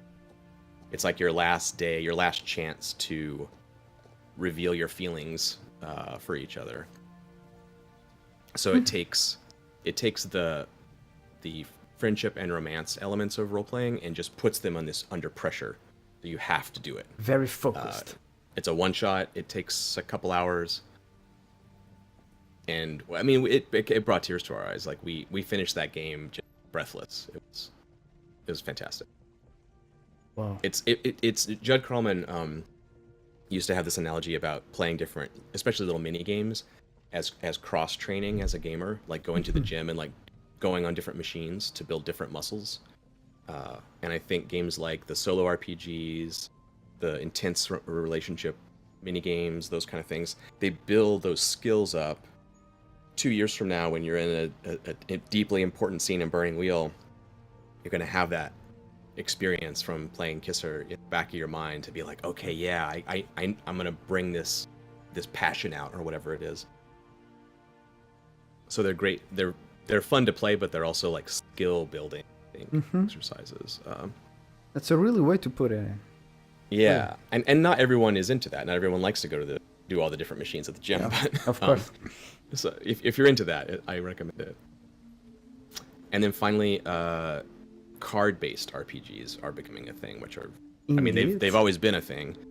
Jason Morningstar has a few that are, but two new ones are For the Queen by Alex Roberts, which is a great, like, it's a fun game in and of itself, but it fits that great social space with when you're like out at the bar with your gamer friends and you can't like play a role-playing game when you're at the bar because it's kind of weird. Although I have done that, but it's the kind of game where you can just take the cards out and play in like 20 minutes even, and it's just very low key. You're not like talking in funny voices, and people just think you're playing a fun card game, and it's great. It's really fun, and it has a lot of replay value too. That's published by Evil Hat. You can get it. I think you can get it everywhere now. It's on every site now.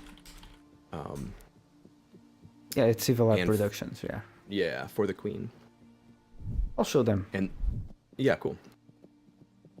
Yeah, it's got beautiful art too. That's another great thing about it.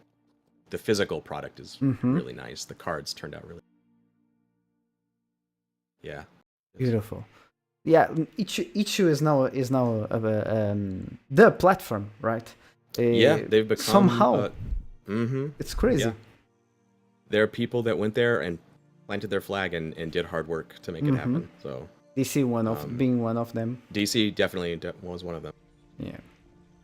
So, regarding we have been talking about design for over like 2 hours, which is beautiful. What advice can you give to people who are trying their hands into design? So, we Portugal, a little of contest. We have some games not traditional published, like there's no physical book yet, there's no physical product. It's very hand to hand and word by word published. We have a small community, and this year we, Whole Initiative, decided 2019 will be the year of the design. We'll talk with designers and we'll make people make stuff, start to make games and start to design their own experience, being there focused or not. So, being you rather experienced, 25 years of designing games, 5 years of full game designer, more than 25 years of playing role-playing games, what is like the advice that you can give to us that we are starting, a community that is starting to develop? Yeah, I would say I touched on it earlier, the idea of building or designing, sort of focusing on play as your first priority, bringing something to the table that you can play, as opposed to spending a lot of time alone with a word processor or your notebook. That you can get caught up in lots of iterations and ideas and stuff that get lost in that a little bit. Actually playing it with other people will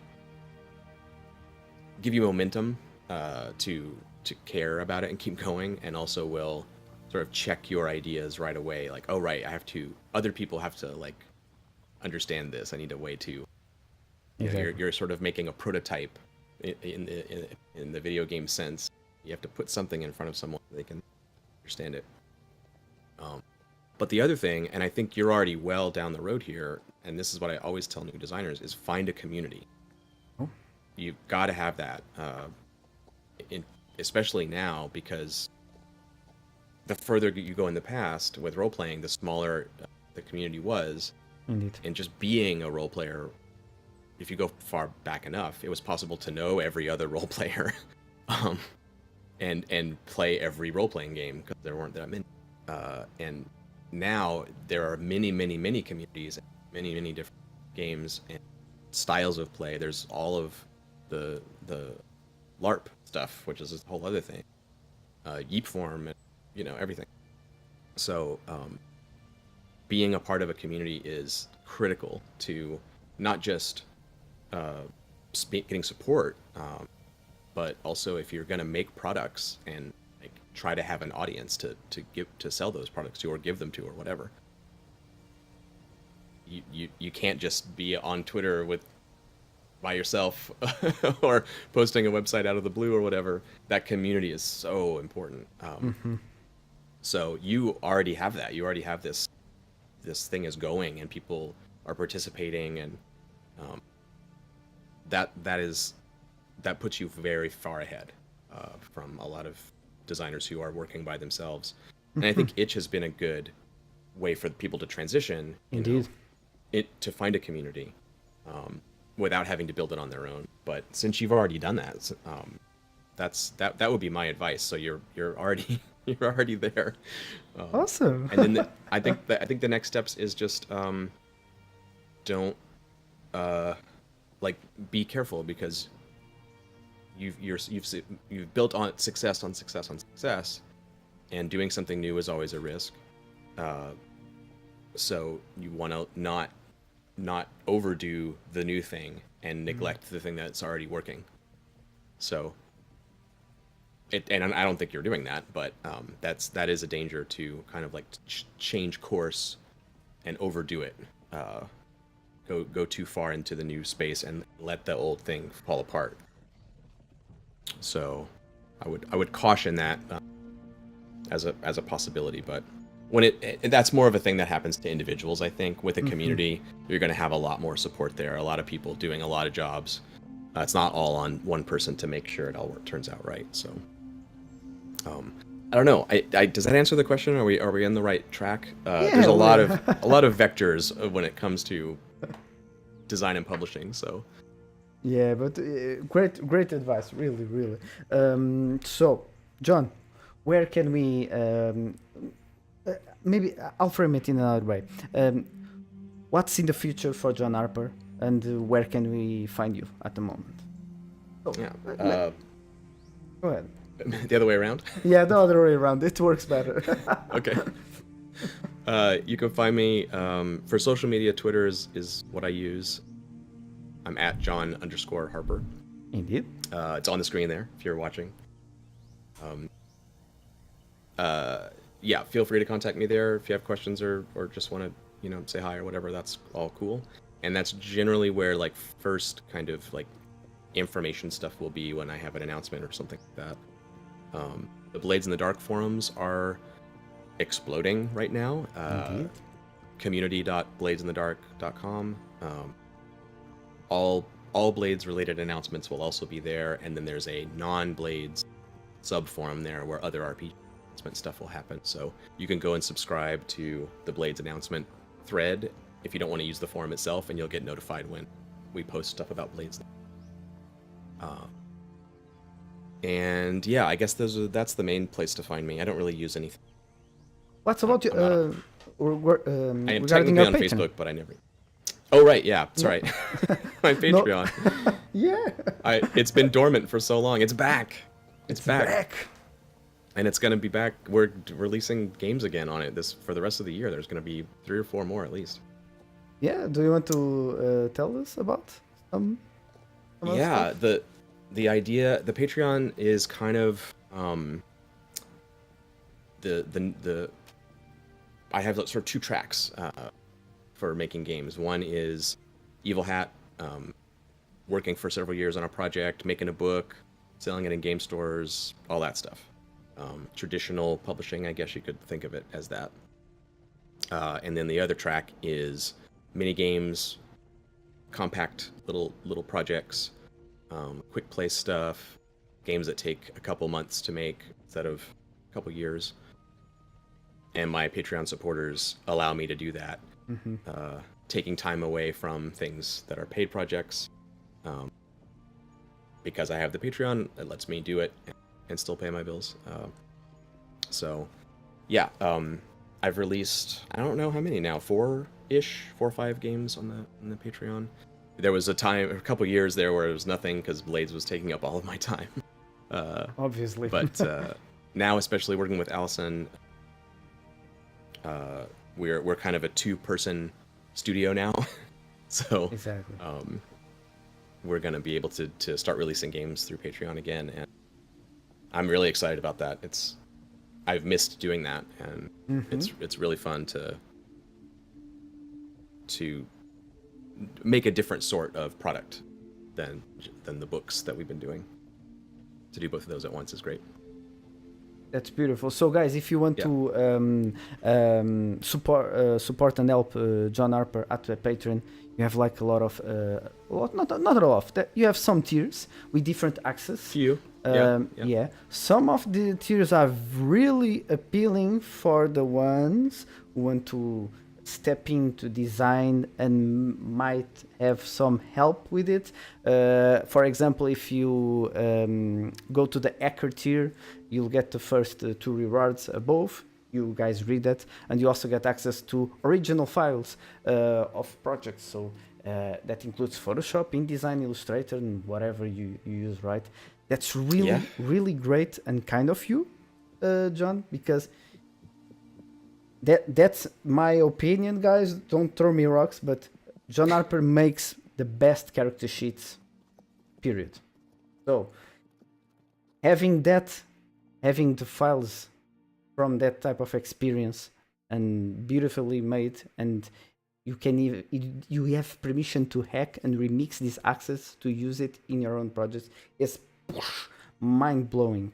And yeah, guys, if you want to make your game and have a head start, like a tool to start with, think about this. It's really great, John. Thank you. That's nice to hear. That's the whole idea. It's crazy. Is to give that I had the benefit of people who came before me who helped me, so I feel like it's my job to do that any way that I can. And with Gentleman Bandit, actually, the mobile format files that's the new thing. So those are available. I'm going to be doing that a lot more. I can tell. So awesome. Do you want to talk about a little Gentleman Bandit, or was it okay before? Because it's coming, right? Yeah. It's it released on Patreon already. And the sequels or other games in that family will be coming there too.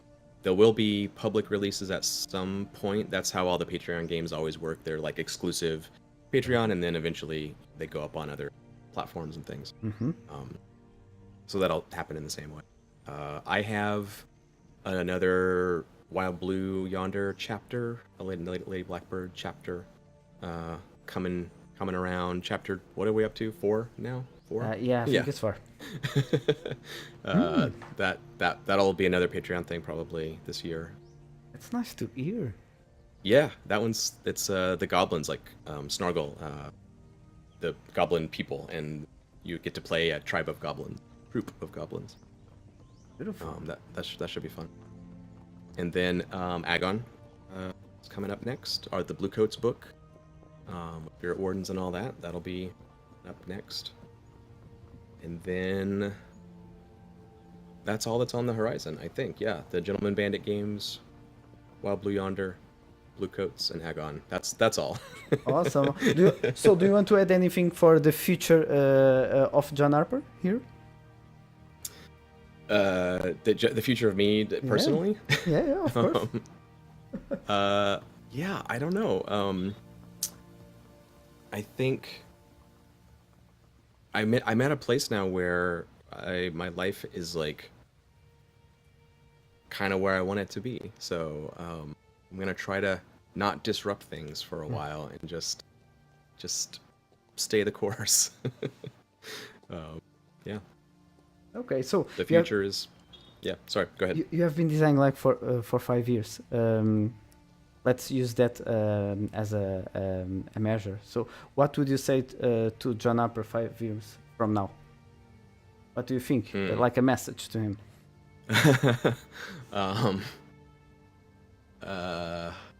You better be done with Blades of the Jarrag. No. Yeah. Okay. It's the last lingering thing from my and that in Null Vector, but I'm a huge fan of Stephen Bruce, and Blades of the Jareg is like very dear to me, but many other projects have had to come before it, so I really, really need to get it off my plate, and it needs to happen this year. But if 5 years from me now still hasn't got it done, he's in big trouble.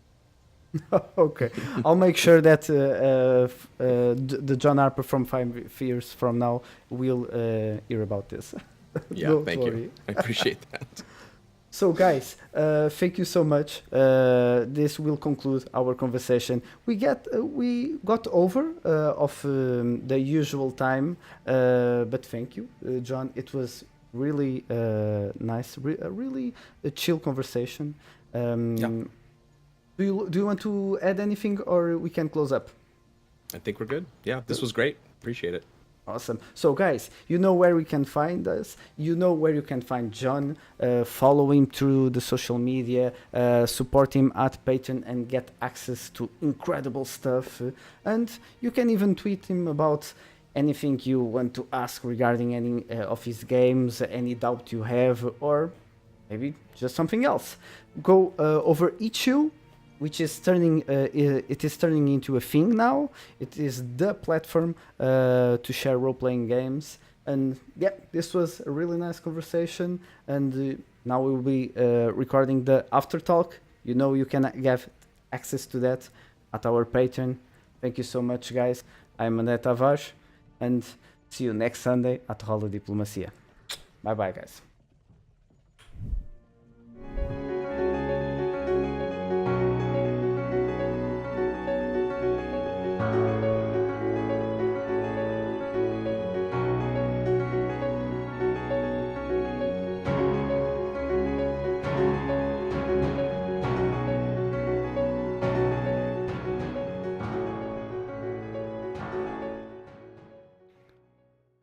So this was one more conversation with a great designer, John Harper, which is creating tabletop games since so many time ago.